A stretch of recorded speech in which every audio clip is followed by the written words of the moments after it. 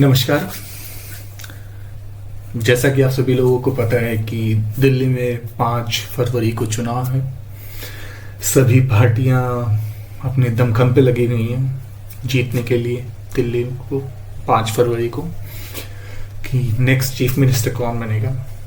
And अभी सारी पार्टियां कुछ ना कुछ प्रमोशनल एक्टिविटीज कर रही हैं, अपने 10 साल का लेखा जोखा गिना रही हैं।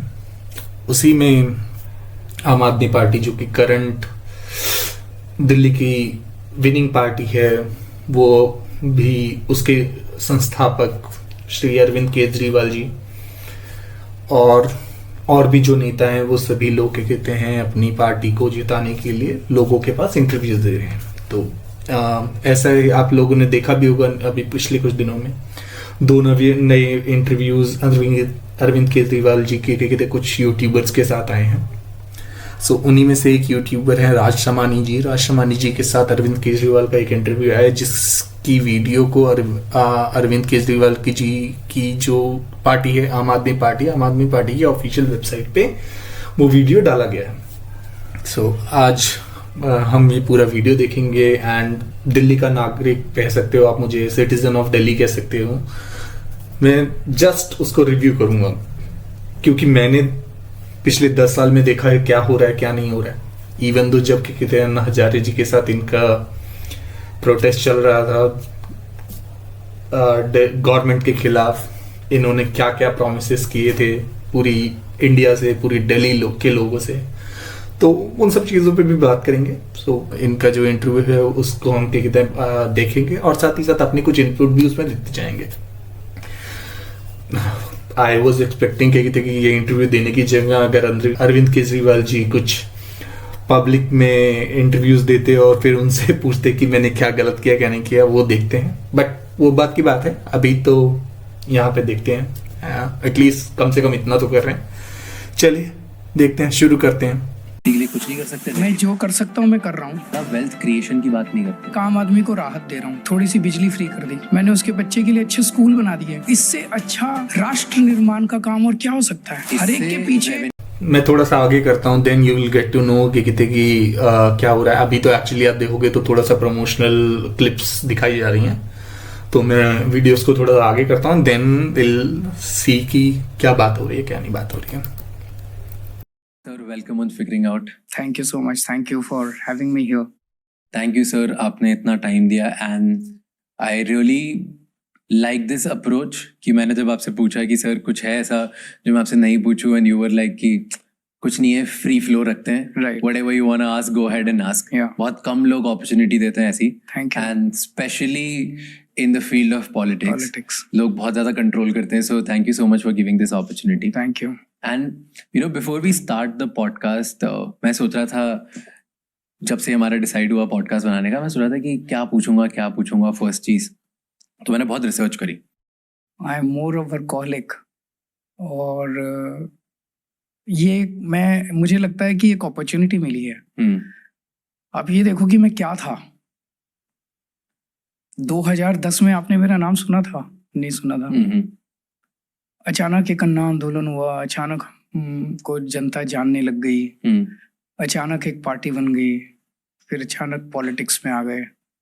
कोई चांस ही नहीं था हमारे सक्सेस होने का, पता नहीं कैसे जीत गए। अब मुझे लगता है एक लाइफ टाइम भगवान ने अपॉर्चुनिटी दी है, लोगों ने अपॉर्चुनिटी दी है, तो जितने दिन हैं यहाँ पे कुछ अच्छा कर सकते हैं देश के लिए, अगर लोगों के लिए, तो उतना करते हैं। बाकी लोग तो कहते ही रहेंगे। जैसे डॉक्टर मनमोहन सिंह, उन्होंने एक अच्छी लाइन बोली थी, दैट हिस्ट्री विल जज मी मोर काइंडली। तो हम क्या कर रहे हैं, इतिहास उसका जजमेंट करेगा। आज मैं कौन क्या मेरे बारे में कह रहा है, मैं उस पर ज़्यादा तवज्जो नहीं देता। पर आपको ऐसा लगता है कि आप कुछ सही चीज, और जब आप पब्लिक लाइफ में होते हैं तो आपको इन चीज़ों का वरी नहीं करना चाहिए फेयर कि कौन क्या कह रहा है। अगर कोई कंस्ट्रक्टिव क्रिटिसिज्म आता है जिससे आप अपने आप को सुधार सकते हो, वो ज़रूर सुनना चाहिए, so that you keep on improving yourself and you are not in an echo chamber की अच्छी बातें सुनने को मिल रही हैं। तो वो मैं ज़रूर सुनता हूँ, अपने आप को इम्प्रूव करने की कोशिश करता हूँ। बाकी तो चलता रहता है। बट कभी ऐसा हुआ है कि आपने कुछ अच्छा काम किया और फिर आपकी टीम या लोग आपको बताते हैं कि ग्राउंड लेवल पे तो लोगों ने इसको गलत तरीके से परसीव कर लिया एंड आपको लगता है यार मैं तो अच्छी चीज करने की कोशिश कर रहा था? ये तो कई बार होता है, फिर हम लोगों को समझाते हैं। मैं during the course of interview कुछ याद आएगा तो मैं बताऊंगा, अभी तुरंत कुछ याद नहीं आ रहा कि हमने कुछ किया, उसको किसी ने गलत परसीव कर लिया। कुछ याद आएगा तो मैं बताऊंगा। ओके, एक लार्जर नैरेटिव जो आपके अराउंड बना है because you recently went to jail, right? तो आप जेल गए तो लोगों को लगता है कि फिर आपने कुछ गलत किया होगा। What happened? Do you think उसके बाद आपकी इमेज चेंज हुई है? राज, अगर हमने कुछ गलत किया होता तो कुछ तो मिलता ना। 500 से ज्यादा रेड हो चुकी हैं। मेरे को गिरफ्तार कर लिया, सत्येंद्र जैन को गिरफ्तार कर लिया, मनीष सिसोदिया को गिरफ्तार कर लिया, संजय सिंह को गिरफ्तार कर लिया, विजय नायर को गिरफ्तार कर लिया, विभा मेरा पीओ को गिरफ्तार, एक पार्टी की सारी टॉप लीडरशिप को गिरफ्तार करके जेल में डाल दिया। और 500 से ज्यादा रेड हुई हैं। एक नए पैसे की कहीं सुप्रीम कोर्ट, लोअर कोर्ट्स बार बार पूछ रहे हैं इनसे, where is the recovery, where is the money. अगर आप लोग बोल रहे हो कि 100 करोड़ का घपला हो गया, वो 100 करोड़ कहीं तो होगा ना, कहीं कैश होगा, कोई प्रॉपर्टी होगी, कोई परचेज सेल, कोई एक्सपेंस, कहीं कुछ नहीं मिला इन लोगों को। सो इट्स अ प्योरली नहीं, मेरा एक क्वेश्चन है, अगर नहीं मिला तो ऑब्वियसली बात है कोर्ट को आपको क्या कहते हैं बेल दे देनी चाहिए थी। Then why court are denying for the bail? I am just asking as a simple question. ठीक है, अगर आपको इफ यू आर सेइंग कि आपको कुछ उनको कुछ नहीं मिला, एजेंसीज को कुछ नहीं मिला, तो बार बारी कोर्ट ने बेल क्यों डिनाई करी आप लोगों की? My question is that. ठीक है, let's see. Political case number 1। Unfortunately मैं उस केस की डिटेल्स नहीं डिस्कस कर सकता बिकॉज सुप्रीम कोर्ट ने एक कंडीशन लगाई है that I will not discuss this case in public. पर क्या इससे मेरी इमेज को इफेक्ट हुआ? इस देश की जनता बहुत सियानी है, बोलती कम है, लेकिन वो सब देख रही है कि चल क्या रहा है। एक सीधा साधा आदमी, ईमानदार आदमी, आम आदमी, जो बेचारा जनता के लिए कुछ काम करने की कोशिश कर रहा था, उसे पकड़ के झूठे केस में फंसा के जेल में डाल दिया। अगर मेरी इमेज खराब हुई होती, मैं अभी जेल से निकलने के बाद मैंने जनता के बीच में जाके खूब पदयात्रा की और जनता जितना मतलब मुझे गले लगा रही है, हक कर रही है, किस कर रही है, मतलब जनता पागल हुई पड़ी है इस टाइम। अगर जनता गलत समझती मुझे, मैं बता रहा हूँ, जनता बहुत आपसे कठोर हो सकती है जब चाहे। When the people want, they can be very rude to you. अगर जनता को गलत होता तो जनता मेरे को मुंह पे बोल देती कि केजरीवाल तूने धोखा दे दिया। मैं सर 2 बारी थप्पड़ मारा तो है, और क्या चाहिए आपको? इसके बाद भी नहीं पता लग रहा है कि आपके कितने कुछ गलत कर रहे थे? आपके आगे कोई क्यों बोल लेगा? कभी आपने देखा है कि कोई किसी के आगे बोलता है? When you are having lots of security personnel with you, कोई आपके आगे बोलेगा? कोई आगे नहीं बोलता है, because you have maintained those aura कि आप even though ये होता चला आ रहा है, आज से नहीं हो रहा है, बहुत टाइम से होता जा रहा है। कभी आपने कुछ अपने अंदर से, इवन दो आपको 2 बारी थप्पड़ पड़े, 2 बारी थप्पड़ पड़ने का मतलब क्या होता है? आप खुद सोचिए ना, क्या समझ जाएगा आपको क्या समझना चाहिए? यू आर सेइंग कि लोग आपके पीछे पागल है। कोई आपके पीछे पागल नहीं है। कोई नहीं, चलिए आगे देखते हैं क्या बातचीत है। फिर तू भ्रष्ट हो गया, तू कह के कुछ आया था और किया कुछ और तूने, जनता मुंह पे बोल देती है। तो इनका मकसद ही ये था कि जो मेरी ईमानदार की छवि है उसको कीचड़ फेंकना, उस पे उस छवि को खराब करना, पर ये कर नहीं पाए। ऊपर वाले की कृपा है, जनता का प्यार है। बिल्कुल, आपको लगता है कुछ फर्क नहीं पड़ा? बिल्कुल फर्क नहीं पड़ा, उल्टे जो भी है थोड़ा बहुत सिंपैथी जनरेट हुई है जनता के बीच में कि इसके साथ बहुत गलत हो रहा है। जब आप जेल में गए थे तो मतलब मैं अब जब जाता हूँ ना, कई महिलाएं मिलती हैं, बूढ़ी अम्मा मिलती हैं जो देख के रोती हैं मेरे सामने कि बेटा जब तू गया था तो मैं घर पे बहुत रोई थी और मन्नत मांगी थी कि तू वापस आएगा। तो जब आप जेल में गए थे, did you feel at that point कि यार मैं गलत फंस गया हूँ और अब मुझे कभी निकलने नहीं देंगे ये लोग? नहीं, मैं जब राजनीति में आया था तभी मुझे पता था कि जो रास्ता मैंने चुना है ये रास्ता आसान नहीं है, ये रास्ता बहुत कठिन है। अगर मैं इनके वाला रास्ता अपना लेता,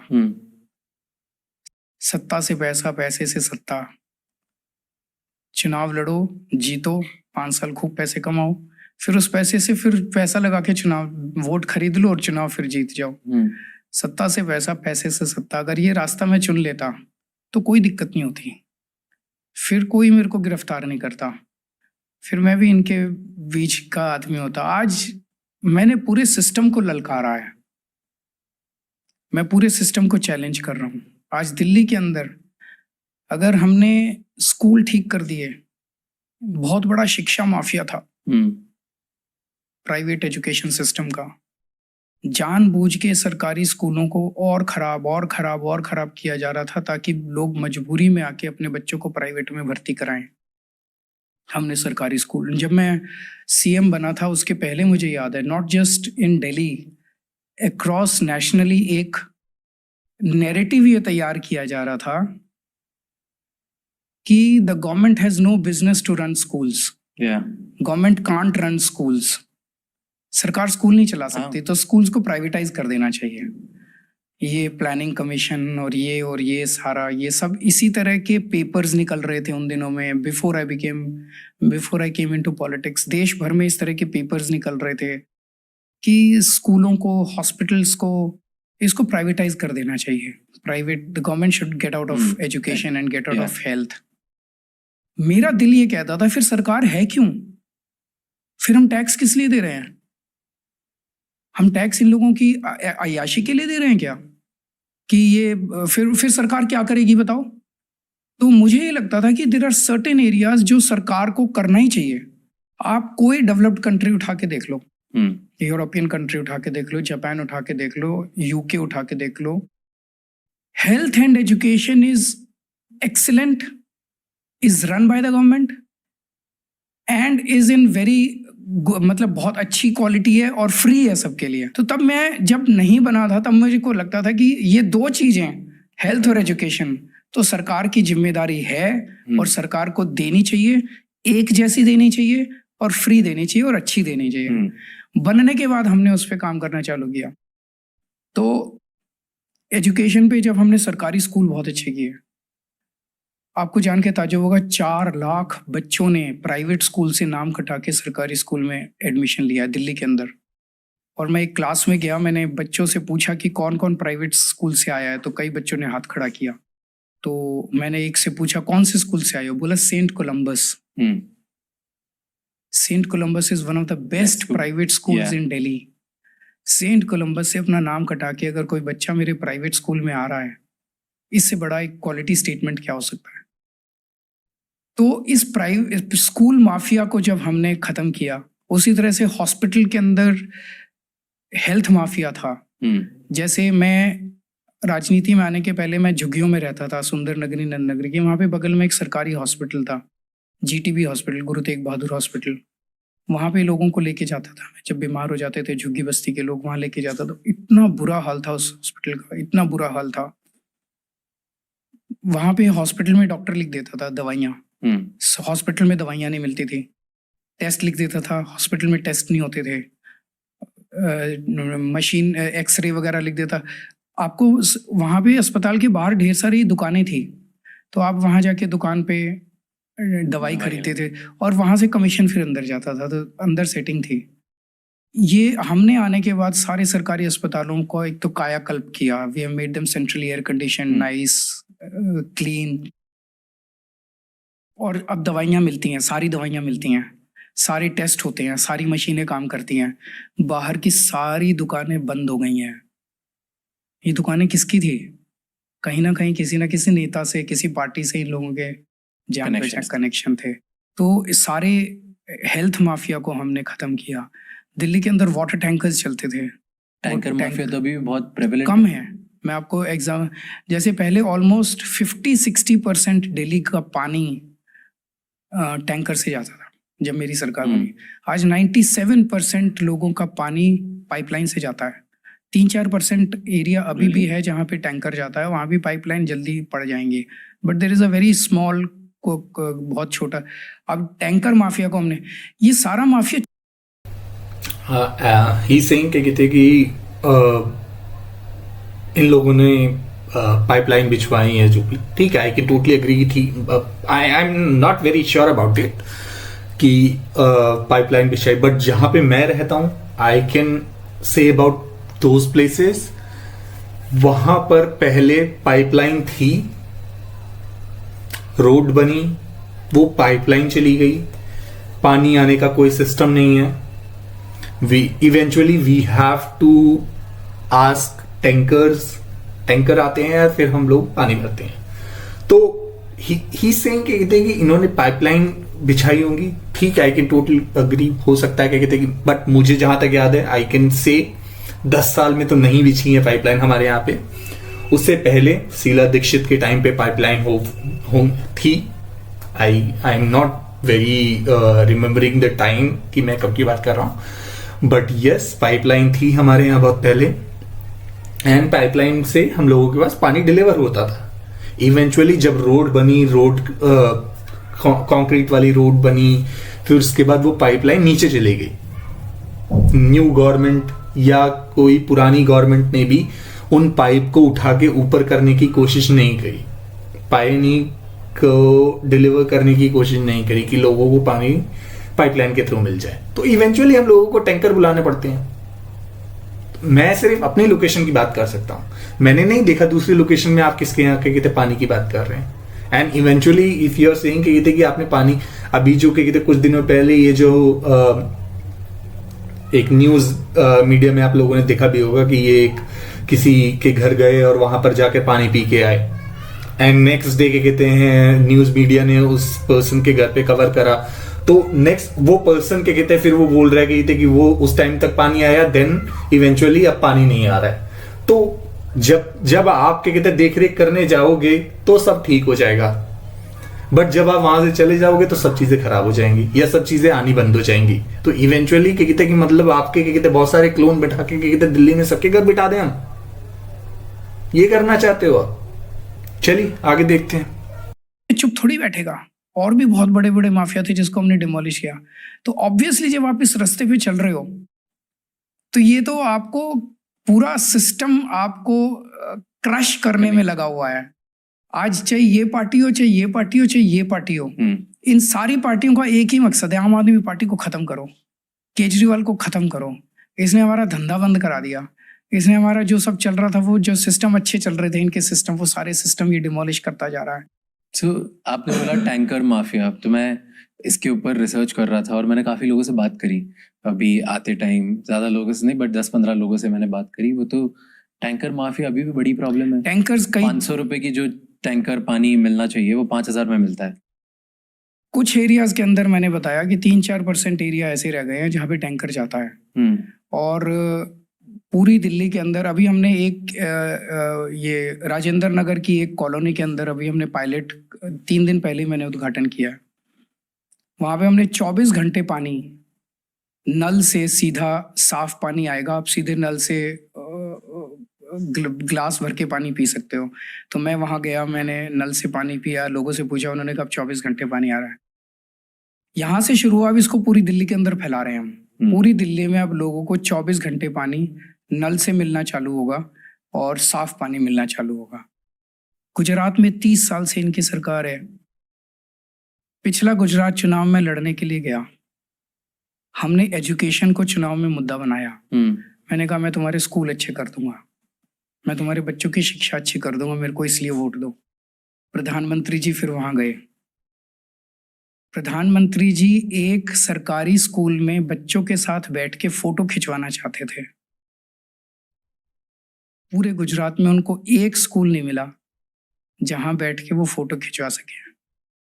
फिर उन्होंने एक टेंट लगाया, टेंट में एक आर्टिफिशियल क्लासरूम बनाया, उसमें 4 डेस्क बिठाया, गूगल पे नेट कर लेना, तस्वीरें हैं, उसमें 4 डेस्क बिठाए लगाए, 3 पे बच्चों को बिठाया, 1 पे वो खुद बैठे, सामने एक टीचर है, और वो एक खिड़की दिखाई दे रही है, वो खिड़की नहीं है, वो पेंटिंग, खिड़की की पेंटिंग है टेंट की, टेंट के ऊपर। हाँ, वहां प्रधानमंत्री जी ने बैठ के अपनी फोटो खिंचाई, ये दिखाते हुए that he cares for education.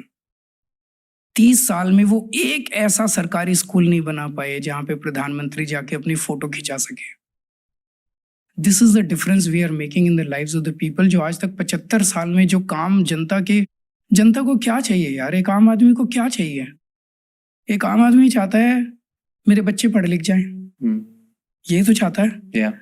एक रिक्शा वाला भी, मजदूर भी, जब सरकारी स्कूल खराब होते थे तो वो पेट काट के अपने बच्चे को प्राइवेट में भर्ती करने की कोशिश करता था कि एक टाइम कम खा लूंगा लेकिन मेरा बच्चा पढ़ लिख जाए, अच्छी शिक्षा चाहता है। एक आम आदमी क्या चाहता है, मेरे घर में कोई बीमार हो जाए, अच्छा इलाज मिल जाए, बिजली हो, पानी हो। आज तक 75 साल में किसी ने इसके बारे में बात ही नहीं की, किसी ने बात नहीं की। हमने पहली बार इन चीजों का जिक्र करना चालू किया and people lapped us up. भाई एक बार 67 सीट्स आई, एक बार 62 सीट्स आई, कुछ अच्छा ही कर रहे होंगे हम लोग। बट डू यू थिंक कि आप इतनी ज्यादा डिस्ट्रीब्यूशन की बात करते हो, हर स्पीच में, हर कैंपेन में आपका मोस्टली बात होती है वेल्थ डिस्ट्रीब्यूशन की, और अभी भी आपने यही बात करी कि मैं किसी ना किसी तरह लोगों को अच्छा स्कूल, अच्छा ये, अच्छा पानी, अच्छी हेल्थ केयर सब देना चाहता हूँ, बट आप वेल्थ क्रिएशन की बात नहीं करते। What do you think, आप कौन सी इकोनॉमिक स्कीम्स पे बात करोगे ताकि एक चीज बताओ, दिल्ली की इकोनॉमिक स्टेट बेटर हो? इसी से बढ़ेगी, मैं आपको समझाता हूँ। मोटे मोटे तौर में इकोनॉमिक्स में 2 थ्योरीज हैं। एक है ट्रिकल डाउन थ्योरी, जिस पे आज तक 75 साल में हमारी सारी सरकारें, चाहे इस पार्टी की हो चाहे इस पार्टी की हो, वो ट्रिकल डाउन थ्योरी पे काम करती है कि आप ये टॉप के थोड़े से चंद लोगों को सारा पैसा दे दो इस देश का, और फिर ये इंडस्ट्री लगाएंगे, और फिर ये इकोनॉमी को अच्छा करेंगे, और फिर बूंद बूंद बूंद बूंद बूंद बूंद करके नीचे गरीब आदमी तक पहुंच जाएगा। अभी तक तो हुआ नहीं। अभी तक तो इस थ्योरी से अमीर और अमीर होता गया, गरीब और गरीब होता गया। दूसरी थ्योरी है, और इससे स्टैग्नेशन आती है, वर्ल्ड ओवर इसका एक्सपीरियंस है कि इससे स्टैग्नेशन आती है बिकॉज इकोनॉमी के अंदर डिमांड कम हो जाती है, गरीब और गरीब हो रहा है, गरीब के पास पैसे नहीं है खरीदने के लिए। हम क्या कर रहे हैं, जैसे जब मैं आया तो दिल्ली में मिनिमम वेजेस 7,000 के करीब होते थे, हमने इसको रिवाइज करके एकदम से 13,000 कर दिए मिनिमम वेजेस दिल्ली में। अब क्या है, आपके गरीब की जेब में पैसा जा रहा है। जब गरीब की जेब में पैसा जाता है तो गरीब मार्केट जाता है, साबुन खरीदता है, कपड़े खरीदता है, माचिस खरीदता है, रसोई का सामान खरीदता है, घर का सामान खरीदता है, फ्रिज खरीदता है, सोफा खरीदता है, कुर्सी खरीदता है, खाने पीने की चीजें खरीदता है। तो इकोनॉमी में डिमांड पैदा होती है, और जब इकोनॉमी में डिमांड पैदा होती है तो नई नई इंडस्ट्री लगती है। इंडस्ट्री लगना कब बंद होती है, जब इकोनॉमी, सबसे बड़ी दिक्कत होती है स्टैग्नेशन की, जब इकोनॉमी में डिमांड खत्म हो जाती है। तो जो मैं ये कह रहा हूँ ये बॉटम्स अप है। जो मैं कर रहा हूँ इससे इकोनॉमी के अंदर डिमांड पैदा होती है और इकोनॉमी आगे बढ़ती है, इससे इकोनॉमी खत्म नहीं होती है। इस उल्टा जो मैं कर रहा हूँ that is the world recognised method कि आप किसी भी तरह से जो भी आप काम करें। मनरेगा लेके आए थे जो डॉक्टर मनमोहन सिंह, मनरेगा का मकसद था कि एक आम आदमी को थोड़ा सा जॉब मिलेगा, उसकी जेब में पैसा जाएगा, और जब आम आदमी की जेब में पैसा जाएगा तो आम आदमी फिर मार्केट में जाके कुछ खरीदता है। दूसरा, एक आम आदमी, मैं जो दिल्ली में काम कर रहा हूँ ये 2 डायरेक्शन में है। एक तरफ मैं एक आम आदमी को राहत दे रहा हूँ, महंगाई बहुत हो गई है, घर का खर्चा नहीं चल रहा, तो मैंने थोड़ी सी बिजली फ्री कर दी। आपको पता है एक एमपी को कितनी फ्री बिजली मिलती है, मेंबर ऑफ पार्लियामेंट को?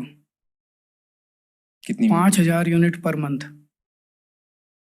वो ऐसा क्या करता है भाई, वो कौन सा बड़ा तीर मारता है?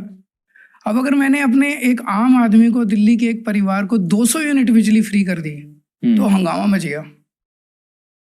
तो मैंने अगर उसकी जिंदगी में 200 यूनिट बिजली, उसके थोड़े से पैसे बच गए। मैंने उसके बच्चे के लिए अच्छे स्कूल बना दिए, वहाँ पे उसकी शिक्षा फ्री कर दी। इससे अच्छा राष्ट्र निर्माण का काम और क्या हो सकता है, नेशन बिल्डिंग का इससे अच्छा और काम क्या हो सकता है? आप मेरे को दुनिया का एक देश बता दो जो डेवलप्ड कंट्री है और जहाँ एजुकेशन अच्छी नहीं है। बिना हर बच्चे को एजुकेशन दिए क्या आप देश को डेवलप्ड कंट्री बना सकते हो? नहीं बना सकते। Agreed. That is the necessary condition, may not be the sufficient condition, but this is a necessary condition. आपको देश के हर बच्चे को अच्छी एजुकेशन देनी पड़ेगी। मैं वही तो कर रहा हूँ।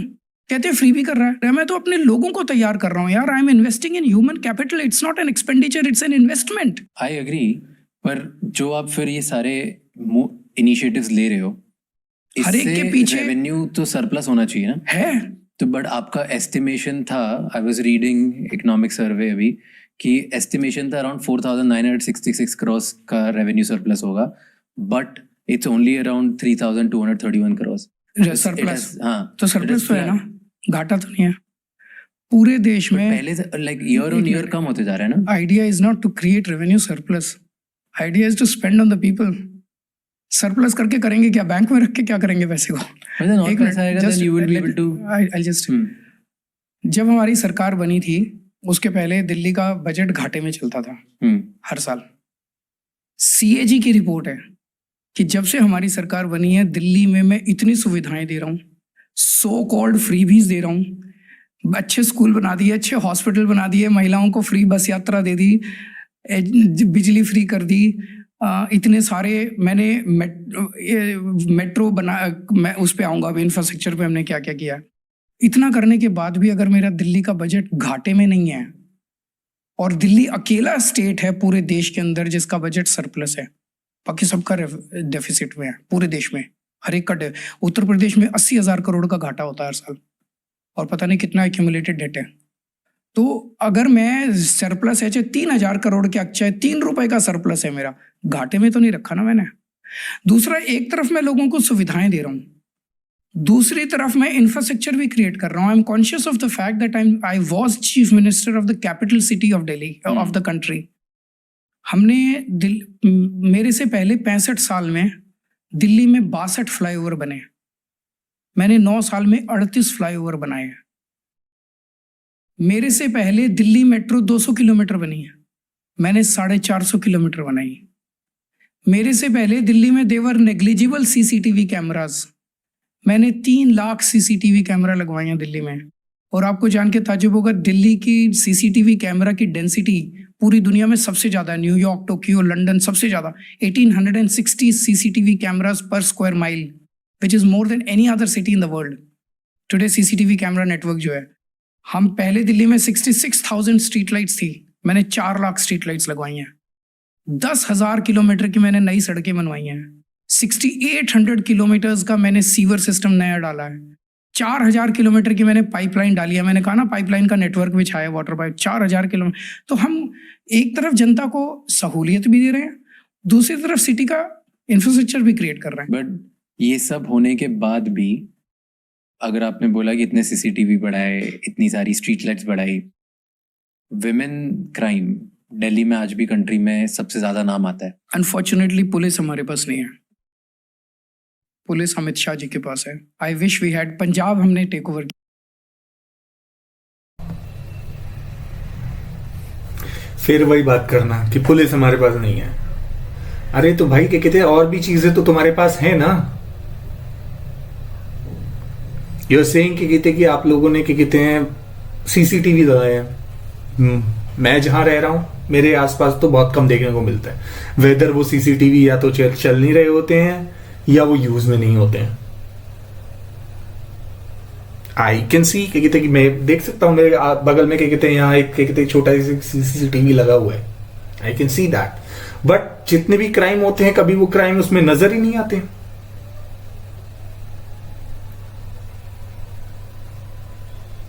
और अगर मान के चलिए आपने सीसीटीवी लगाए भी हैं तो जितने क्राइम के कहते रास्ते पे हो रहे हैं, क्या वो सारे क्या कहते हैं वो सीसीटीवी से कवर हो रहे हैं? नहीं हो रहे।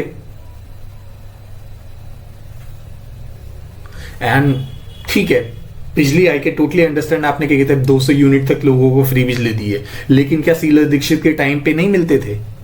आई एम नॉट फ्री नहीं मिलते थे, लेकिन सब्सिडी मिलती थी, 1 या 2 रुपए की सब्सिडी तो मिलती थी। शीला दीक्षित के टाइम पे भी मिलती थी। 200 यूनिट का बिल कितना आता था? 2.5 रुपए या 3 रुपए के कितने आता था? 1 रुपए या 1.5 रुपए की सब्सिडी तो वो भी देते थे ना। तो इफ यू आर सेइंग कि आप कह रहे हैं आपने फ्री दी, ठीक है, आई टोटली एग्री कहते कि 200 यूनिट तक यू आर गिविंग फ्री बिजली। आई that I can totally take on my side कि yes you have done some improvement on that। ठीक है, let's see, आगे देखते हैं। कि Punjab is a full state. Punjab में क्राइम बहुत कम हो गया। इंडिया टुडे की अपनी रिपोर्ट के हिसाब से आई थिंक पंजाब 2nd या 3rd नंबर पे है in terms of lowest crime. जब हमने टेक ओवर किया था पूरा गैंगस्टर माफिया था वहां पे, इतने गैंगस्टर्स नहीं, गैंगस्टर्स काफी कंट्रोल किए हैं, काफी उन लोगों को पकड़ पकड़ के जेल में डाला है। मैं ये नहीं कह सकता कि 100% हमने सुधार दिया, that's would be a very wrong statement to make. काफी डिक्रीज हुआ है, काफी इम्प्रूवमेंट हुआ है। और मैं कहूँ तो अलग बात है, पर इंडिया टुडे की आप गूगल सर्च मार के देख लेना, इंडिया टुडे की रिपोर्ट है जो I think Punjab is 2nd और 3rd बेस्ट लॉ एंड। तो यू आर टेलिंग कि एज अ चीफ मिनिस्टर आप वुमेन सेफ्टी के लिए कुछ नहीं कर सकते? मैं जो कर सकता हूँ मैं कर रहा हूँ। मैं स्ट्रीट लाइट लगवा सकता था, मैं CCTV लगवा सकता था, जो मैं कर सकता। बसों के अंदर मार्शल लगवाए हमने, उसका काफी इम्पैक्ट पड़ा। बस में ईव टीजिंग बहुत होती है बस के अंदर जेब कतरे बहुत होते हैं। तो हमने बस मार्शल लगाए, हर बस में 2-2 मार्शल होते थे। तो एक बड़ा इंटरेस्टिंग इंसिडेंट है, जब एक बस मार्शल ने देखा कि एक आदमी जो है एक छोटे से बच्चे को लेके बस से नीचे उतर रहा है और बच्चा बहुत रो रहा है। तो उस बस मार्शल को शक हुआ कि कुछ गड़बड़ है। वो उसने नीचे उतर के उसका पीछा किया, उसको जाके रेलवे स्टेशन पे पकड़ा। वो बच्चे को किडनैप करके भाग रहा था। सो बस मार्शल्स लगाए। तो जो हम कर सकते थे हमने किए हैं, but overall law and order situation मेरे हाथ में नहीं है, दिल्ली की पुलिस मेरे हाथ में नहीं है। Got it. मैं भी मेरे होटल से इधर आ रहा था, रास्ते में कैंपेन्स देख रहा था जगह जगह। तो आपके अगेंस्ट कैंपेन्स हैं कि इन्होंने 1000 रुपये प्रॉमिस किए थे वो नहीं दिए, अब 2100 रुपये बोल रहे हैं वो भी नहीं देंगे। तो क्यों नहीं दिया आज तक 1000 रुपये? सो 1000 रुपये देंगे। अभी पंजाब के में हमारा कोई टर्म खत्म नहीं हुआ, देंगे। और अगर नहीं देंगे तो जनता हमारे को वहाँ की। आपने अभी रास्ते से दोगे कब? ठीक है, if you had promised for something, Punjab में आपने प्रॉमिस किया। पहली बात तो ऐसे प्रॉमिसेस करना क्यों है? आई एम सेइंग कि पैसे के प्रॉमिसेस करना क्यों है? एंड चलिए उसके बाद भी इफ यू आर सेइंग कि हमने प्रॉमिस किया, तो अभी तक दिया क्यों नहीं? जब आपका महीने लास्ट टर्म आ जाएगा, 1 महीना बचा होगा आपका टर्म खत्म होने में, then you will distribute those money to them. Same यही चीज अभी आप कहते दिल्ली में भी कर रहे हो। इफ 2100 रुपए अगर आप बोल रहे हो कि 2100 रुपए हम देंगे, आज ही क्यों ये बात आ रही है? 1 महीने पहले, 1 महीने बाद के कहते हैं इलेक्शन होने वाला है, and now you are giving a statement कि आप कहते दिल्ली में सबको, आई मीन नॉट सबको बट यस लेडीज को यू विल डिस्ट्रीब्यूट 2100 रुपए। क्यों देना है? और देना था तो 10 साल पहले देते ना, या 5 साल पहले देते हैं, आज क्यों देना है? This is like you are saying कि हम जब चुनाव में जीत जाएंगे तो आपको देंगे। दिस डज नॉट सीम्स, ये आपको ऐसा नहीं लगता कि आपके कितने लोगों को ब्राइब करने की कोशिश कर रहे हो? इवेंचुअली जब पिछली बार आपने कहते लेडीज के लिए कहते फ्री में बस टिकट करी, तो ठीक है, आई टोटली, अभी भी आप कहते हैं लेडीज को बस टिकट फ्री में दे रहे हो। आई एम सेइंग दैट क्योंकि वो आप कर रहे हो, ठीक है, but it does not seems like ये देखिए आपके कितने सारी चीजें इलेक्शन के टाइम पे कर रहे हो। इलेक्शन के टाइम पे ये क्यों कर रहे हो? मुझे नहीं समझ आ रहा। बिकॉज यू नो कहते कि लेडीज आपकी बातों में आ जाएंगी, वो कहते आपको वोट देंगे इसके बिहाफ पे। ठीक है, आगे देखते हैं। होटल से जब यहाँ आए, बीजेपी का एक भी ऐसा होर्डिंग देखा जिसमें उन्होंने लिखा हो कि हमें वोट दो, हम ये करेंगे? तो बीजेपी ने दिल्ली में हमारी हाफ गवर्नमेंट है, बाकी हाफ किसकी है? सेंटर की है। दिल्ली के अंदर कई चीजें हमारे अंडर में है, कई चीजें उनके अंडर में है। मैं जब जनता में जाके वोट मांगता हूँ, मैं अपने काम पे वोट मांगता हूँ। अभी भी आपसे जब मैंने जिक्र किया, मैंने कोई उनको गाली नहीं दी, कुछ नहीं दिया। मैंने आपको बताया, मैंने स्कूल बना दिए, मैंने अस्पताल बना दिया, मोहल्ला क्लिनिक बना दिया, सड़कें ठीक कर दी, पानी का नेटवर्क बना रहा हूँ, सीवेज सिस्टम दिया, दिल्ली मेट्रो दी। अभी तक मैंने अपने काम, बीजेपी ने 10 साल में एक भी काम नहीं किया। वो जाके केवल मेरे को गालियां दे रहे हैं, केजरीवाल ने ये नहीं किया, केजरीवाल ऐसा, केजरीवाल ऐसा। अरे तुम अपने काम बताओ ना। उनसे पूछते हैं आगे क्या करोगे, they have absolutely no vision. वो ये नहीं बता पाते हम क्या करेंगे। केजरीवाल को और गालियां देंगे, चुन चुन के गालियां देंगे। गालियों से देश सुधरेगा? मैं अपने काम गिना रहा हूँ, तुम अपने काम गिनाओ, पॉजिटिव कैंपेन करो। ये जितने यंग लोग ये देख रहे हैं, एक्सप्लेन करो इन सिंपल लैंग्वेजेस कि सेंट्रल का, जैसे आप बोल रहे हो बीजेपी के पास हाफ कंट्रोल है, आपके पास हाफ कंट्रोल है, इसका मतलब क्या होता है? इसका मतलब कौन से पावर्स है जो आपके पास है और कौन से पावर्स है उनके पास है? दिल्ली के अंदर एक तो उनके पास लैंड उनके पास है, तो जितने दिल्ली के अंदर अगर घर बनाना, दिल्ली के अंदर लैंड से रिलेटेड जितने इश्यूज हैं वो उनके पास है। ओके। तो आज दिल्ली के अंदर इतनी सारी कच्ची कॉलोनियां बन रही हैं, इलीगल कॉलोनीज बन रही हैं। वो किस लिए बन रही हैं? Because there is a severe dearth of houses in the city. बहुत सारे लोग आ रहे हैं, लोग एस्पिरेशनल हैं, लोग घर लेना चाहते हैं, घर नहीं है। तो फिर illegal colonies are mushroom. There are 1797 illegal colonies in Delhi.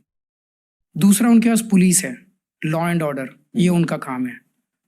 आप देख रहे हो आज पिछले 1.5-2 साल के अंदर तो दिल्ली गैंगस्टर्स के कंट्रोल में। There are 11 biggest gangsters of the country who have taken complete control of Delhi. सबको पता है उनके नाम, मेरे को यहाँ नाम बताने कि कौन से गैंगस्टर्स हैं ये, सबको पता है। पुलिस को भी पता है, होम मिनिस्टर को भी पता है। वो कुछ कर क्यों नहीं रहे? उन गैंगस्टर्स को पकड़ क्यों नहीं रहे? इनफैक्ट जो शिकायत कर देता है उसके खिलाफ, उसको अरेस्ट कर लेते हैं। कई केसेस ऐसे आए जिसने हिम्मत की शिकायत करने की, उसको अरेस्ट कर लेते हैं। तो व्हाट इज द मैसेज कि गैंगस्टर्स को प्रोटेक्ट करने के लिए बैठा है पूरा सिस्टम। दिल्ली पुलिस का कौन सा केस था मुझे याद नहीं है। दिल्ली पुलिस का स्टेटमेंट है, लॉरेंस बिश्नोई गुजरात में साबरमती जेल में कैद है और वो वहां से यहाँ पे दिल्ली के अंदर सब करवा रहा है। कैसे कर रहा है? उसके पास फोन कहाँ से आ रहे हैं? उसके पास सारा तामझाम कहाँ से आ रहा है? How is he operating from Sabarmati jail in Gujarat? तो दिल्ली पुलिस का स्टेटमेंट आया था कि इस पर्टिकुलर क्राइम के पीछे या मर्डर के पीछे उसका हाथ है और वो वहां से ऑपरेट कैसे कर रहा है। दूसरा, दिल्ली में डेली 17 बच्चे किडनैप हो रहे हैं ऑन एन एवरेज। दिल्ली में डेली 10 महिलाएं किडनैप हो रही हैं ऑन एन एवरेज। दिल्ली में डेली 3 महिलाओं के रेप हो रहे हैं। What is BJP doing? What is the central government doing? जब आप जेल में गए तो आपको ट्रीटमेंट कैसा मिला? Was it different? Because it was very different. It was very different. उन्होंने पूरी कोशिश की मुझे तोड़ने की. It was I was given almost like a solitary confinement. मतलब क्या meaning? Solitary confinement dreaded terrorists को दिया जाता है जब आपको बिल्कुल अकेला रखा जाता है. You are not allowed to speak to anyone. So पूरा दिन सुबह से शाम तक आप अपने सेल में होते हो. You are allowed to speak only to your security guard. Or only to the medical staff, no one else. So जैसे क्या होता है, सुबह 6 बजे आपके सेल का दरवाजा खुल जाता है, ताला खुल जाता है, तो बाकी कैदी फिर वो फ्री होते हैं। They can roam around, play with each other, talk to each other, गप्पे मार सकते हैं, ग्रुप में बैठ सकते हैं पूरा दिन।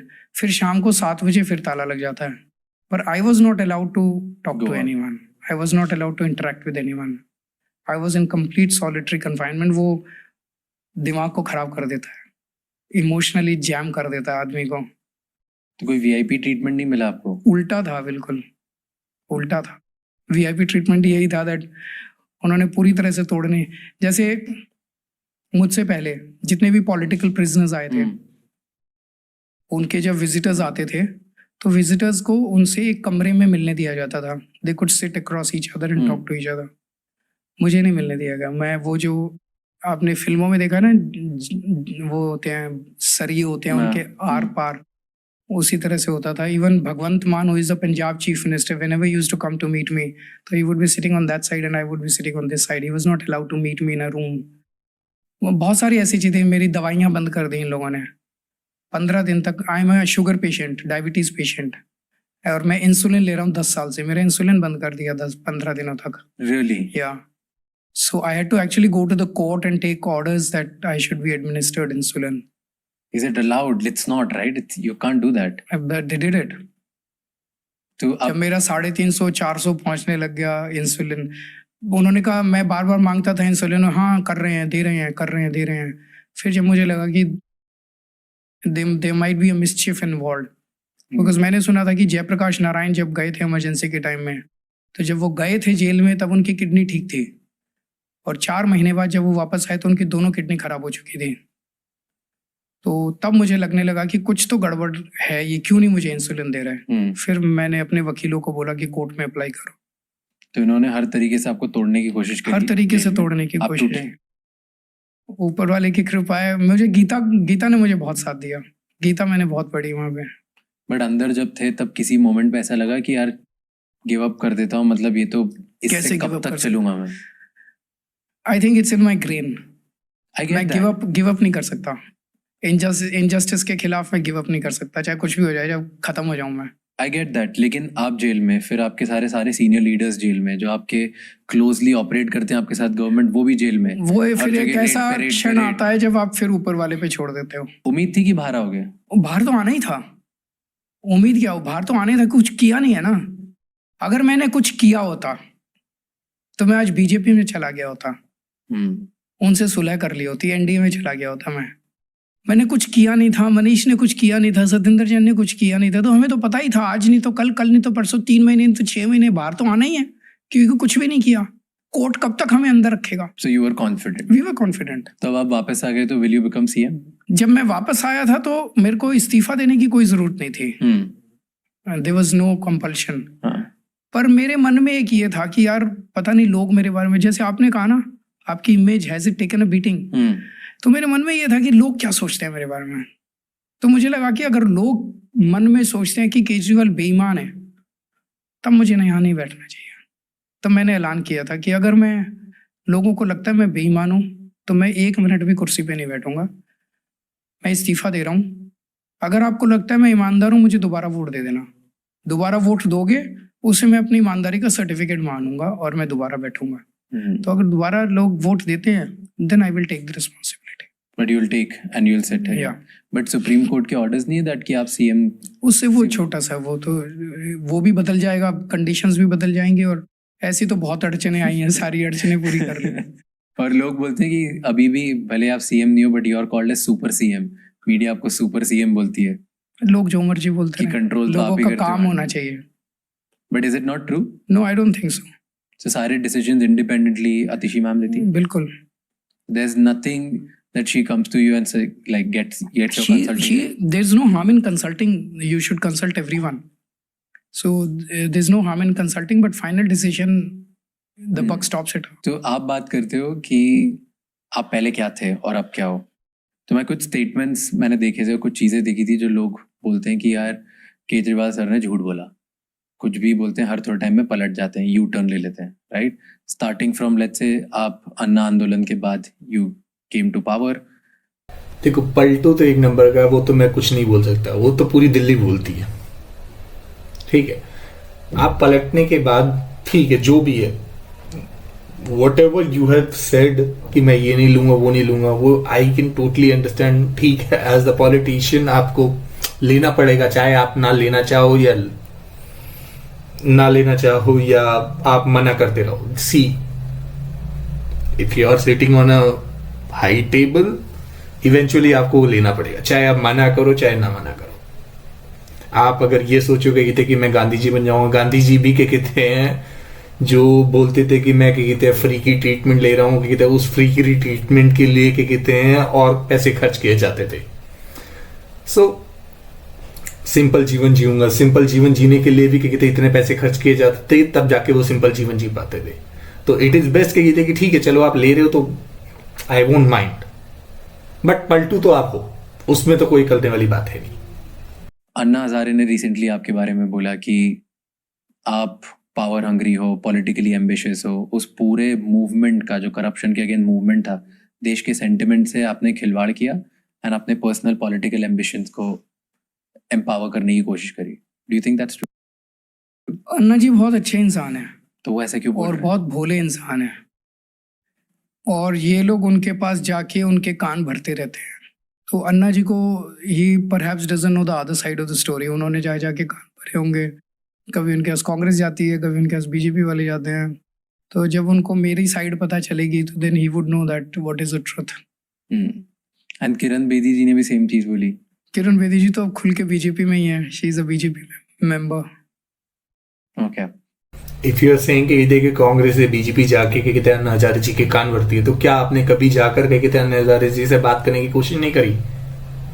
जब आप पॉलिटिक्स में आए उससे पहले you were protesting for the corruption with Anna Hazare. Eventually Anna Hazare was the main face of that corruption issue that has been raised at that time. Eventually आपने आवरण अनशन का वो ले लिया, देन मूवमेंट आपकी तरफ चेंज हो गया and eventually you started thinking ये थी कि अब हम पार्टी फॉर्म करते हैं, पार्टी से रूल करेंगे. मूवमेंट इवेंचुअली करप्शन का था, but eventually it was changed into a party thing. Even though जब आप बोलते कि आप करप्शन तो कहीं कम हुआ ही नहीं ना. दिल्ली में तो अभी भी करप्शन है. You were promising at that time कि आप जन लोकपाल बिल लाओगे, कहाँ है वो? चलिए आगे देखते हैं. My main concern is कि जब if you are saying कि अन्ना हजारे जी के कान भरे जा रहे हैं, तो आपने भी तो कभी अन्ना हजारे जी के पास जाकर बैठकर बात करने की कोशिश की होगी. एंड देन ये सब जो आपके साथ थे, अब ये भी आपके अगेंस्ट हैं, आपके खिलाफ गलत सोचते हैं, ये बॉदर करता है आपको? कुछ लोग हैं हमारे साथी थे. देखो पहली बात तो कोई भी इंस्टीट्यूशन होता है, संस्था होती है, कंपनी होती है, ऑर्गेनाइजेशन होती है, कुछ लोग छोड़ के चले जाते हैं, नए लोग आते हैं, तो ये सिलसिला आने जाने का चलता रहता है. पर डेफिनेटली आई ऑलवेज फील, मैं उम्मीद करता हूँ कि पुराने लोग वापस आएंगे कभी ना कभी. और मैं I really cherish those memories that I spent with them, और उम्मीद करता हूँ वापस आएंगे कभी. जैसे आप स्टेटमेंट्स देते हो, आपने पहले एक स्टेटमेंट दिया था कि मैं बच्चों की कसम खाता हूँ कि मैं कांग्रेस ज्वाइन नहीं करूंगा, and then you shook hands with them. तो फिर उस टाइम गलत नहीं, क्योंकि लोग सोचते हैं कि आप कांग्रेस के खिलाफ हो, उन्होंने जो जो गलत चीजें करी उनके खिलाफ हो आप, एंड देन फिर आप आगे बढ़ के हाथ बढ़ाते हो कि चलो मैं कांग्रेस के साथ. ये बहुत बड़ा धर्म संकट था. जब हमारी सीट आई थी, 2013 का चुनाव हुआ था दिसंबर में, हमारी 28 सीट आई थी, कांग्रेस की 8 सीट आई थी. ये भी ऊपर वाले ने बड़ा अच्छा गणित किया था. दिल्ली में सरकार बनाने के लिए 35 सीट चाहिए, 36 सीट चाहिए. हमारी 28 आई, कांग्रेस की 8 आई, बीजेपी की 34 सीट आई थी. सो हमने डिसाइड कर लिया था हम कांग्रेस के साथ सरकार नहीं बनाएंगे. कांग्रेस ने आगे बढ़ के ऐलान किया कि हम बिना शर्त समर्थन देने को तैयार हैं, केजरीवाल सीएम बने और अपने वादे पूरे करें. हमने कहा नहीं, हमें आपके साथ नहीं करना. तो कांग्रेस ने कहा इसने जितने वादे किए थे सब झूठे थे, डर गया ये, हम समर्थन दे रहे हैं, सरकार बना. हमने कहा था बिजली फ्री कर देंगे. बोले कर बिजली अब फ्री हो ही नहीं सकती, कर पानी फ्री हो ही नहीं सकता. अब ये बड़ा धर्म संकट. एक तरफ ने कहा हम इनसे सपोर्ट नहीं लेंगे, दूसरी तरफ अब ये हमें हमारे वादों को झूठा साबित कर रहे हैं कि केजरीवाल डर गया, ये वादे इसके झूठे थे, ये हो नहीं सकते, प्रैक्टिकल नहीं है, इसलिए ये नहीं बना रहा. तो मैंने जनता के बीच में जाके बोला, ये खुला वो था, मैं कोई छुप के नहीं किया था. दिल्ली में 272 वार्ड थे उन दिनों में. मैंने एक एक वार्ड में जाके जनता की सभा की और मैंने कहा था भाई, मैंने कसम खाई थी कि मैं कांग्रेस का समर्थन नहीं लूंगा. अब कांग्रेस ऐसे कह रही है, आप क्या चाहते हो? You are most important for me. आप क्या चाहते हो कि मैं इनका समर्थन लेके सरकार बनाऊं कि ना बनाऊं? 272 में से 270, it was almost like a referendum, 270 सभाओं में लोगों ने कहा कि आप सरकार बनाओ और अपने वादे पूरे करो. तब मैंने सरकार बनाई थी. अनदर थिंग जो आपने प्रॉमिस किया था, आपने बोला था कि आप आम आदमियों जैसे रहना चाहते हो, सारे वीआईपी कल्चर पावर में बिलीव नहीं करते हो, बट स्टिल टैक्स पेयर का 45 to 70 करोड़ आपके सिक्योरिटी और आपके रहन सहन में खर्चा होता है. नहीं वो सब गलत है, वो सारी फिगर्स जो है इन्होंने बाजार में फेंकी हुई हैं। मैं एक चीज कहना चाहता हूँ, you are indicating towards the CM residence, construction of the CM residence, उसी की बात कर रहे हो हाँ। आप। कि आपने बोला सिंपल लाइफ जीऊंगा, लेकिन आप भी तो पावरफुल लाइफ ही जी रहे हो। वो सीएम रेजिडेंस था, वो मेरा रेजिडेंस नहीं है। नंबर 1, वो दिल्ली सरकार के पीडब्ल्यूडी डिपार्टमेंट ने बनाया था। अब्दुल कलाम साहब राष्ट्रपति भवन में रहे थे। राष्ट्रपति भवन में कहते हैं 250 या 300 कमरे हैं। That does not change the fact that he was a simple man. तो मैं दिल्ली सरकार के सीएम हाउस में रहा था जब मैं सीएम था। जब मैं एक्टिविस्ट था, मैं दिल्ली की झुग्गियों में रहता था। जब मैं इनकम टैक्स में जॉइंट कमिश्नर था, मैं कौशाम्बी के फ्लैट में रहता था। तो भगवान ने मुझे जो जिम्मेदारी दी, उस जिम्मेदारी के हिसाब से मैं, जो घर था उसके हिसाब से मैं रह रहा। आज मैं सीएम नहीं हूँ, मैंने 2 दिन नहीं लगाए खाली करने में। मैं जेल से जब लौटा, my question is, if you are saying कि ठीक है आप सीएम हाउस में रह रहे थे, I can go with that, but मेरा एक क्वेश्चन आता है, आपसे पहले शीला दीक्षित सीएम थी, शीला दीक्षित भी किसी सीएम हाउस में ही रह रही होंगी, तो इवेंचुअली आप वहीं पे क्यों नहीं रहे? ठीक है, वो हो सकता है कि उसमें कुछ रेनोवेट कराना हो, कुछ और कराना हो, आप करा लेते, आप वहीं क्यों नहीं रहे? शीला दीक्षित भी तो किसी सीएम हाउस में ही रह रही होगी ना? या ऐसा है कि कहते कि वो भी कहते किसी सड़क पे पड़ी थी, अपने पर्सनल घर में रह रही थी? नहीं ना, वो भी तो सीएम हाउस में ही रह रही होंगी ना, तो आप वहां पे क्यों नहीं रहे? आपको अगर वहां पे कुछ खराबी लगी होती तो आप रेनोवेट करा लेते। जेल में तो कितना कठिन काल कोठरी में मैं रहा। अगर मुझे इस घर से प्यार होता, मैं कम से कम 3-4 महीने तो वहां रेस्ट करता। जैसे मैं निकल के आया, 2 दिन में मैंने घर खाली कर दिया। But as a CM do you think आपको प्रेसिडेंट सेट करना चाहिए था कि इतना खर्चा क्यों कर रहे हो, कम करो, छोटा घर बनाओ? पर वो ऐसा है नहीं जो फिगर्स कोट की जा रही हैं, आधी से ज्यादा फिगर्स गलत। मुझे ये नहीं पता कि क्या वो है, I can't get into the details of each and every item, but वो फिगर्स जो है वो जो इन्फ्लेटेड है, वो जो फेंकी जा रही हैं सोशल मीडिया, आपको पता है कि नहीं, क्योंकि इकोनॉमिक टाइम्स का आर्टिकल था, जैसे 45 करोड़ का घर, 1 करोड़ का पर्दे, 6 करोड़ का मार्बल, और ऐसे पूरी उन्होंने लिस्ट बना के दी थी। And that was and again बहुत सारे न्यूज़पेपर्स में ये चीज आई थी। And there's no reality to it. Most of the figures are wrong. Then another thing people say कि आपने सैंक्शन करे थे 8,500 करोड़ यमुना क्लीनिंग के लिए। नहीं, that's all wrong. No? कोई हमने 8,500 करोड़ को यमुना क्लीनिंग के लिए सैंक्शन नहीं किया। Okay. हाँ, But wasn't it on your radar कि मेरे को यमुना क्लीन करना? यमुना क्लीन करनी है, करेंगे। बट वो हमेशा की तरह आज भी उतनी बेकार है जितनी पहले थी, इनफैक्ट मोर डर्टी देन एवर। तो इतने सालों में उसमें कुछ काम नहीं हुआ। मैंने 2020 के चुनाव में प्रॉमिस किया था कि अगले 5 साल में यमुना साफ कर दूंगा। 2024 ना। हाँ, लेकिन पिछले 5 साल के अंदर पहले 2.5 साल कोरोना हो गया। उसके बाद ये सारा इन्होंने जेल का ये फर्जी केस कर दिया। मेरी टीम बिखर गई पूरी, सतेंद्र जैन, मनीष सिसोदिया, फिर मैं जेल चले गए। इसीलिए काफ़ी ज़्यादा डिस्टर्बेंस आ गया था। उस पर काम शुरू हो गया है। आई थिंक अब अगले 5 साल के अंदर हम इसको साफ कर देंगे, ऐसा मेरा मानना है। आपने बोला कि लास्ट, फिर वही बात कि आप हमें क्या कहते वोट दो, हम 5 साल और रुकेंगे, देन इवेंचुअली हम यमुना को साफ करेंगे। अरे 5 साल कम नहीं होते हैं बाबा। यार सेइंग सिर्फ 2 बातें उठा देना कि मेरी टीम के इधर उधर के केसों में डाल दिया। केस भी तो आप ही ने करे, आपके करने की वजह से हुए ना। कोई झूठा मूठा केस तो आपके ऊपर डाल नहीं सकता। यार सेइंग कि मैंने 2020 में कहते वो वादे करे थे, वादे करने के बाद भी तो काम शुरू किया नहीं किया ना। आई अग्री, यमुना तो आज भी गंदी है, उस टाइम भी गंदी थी।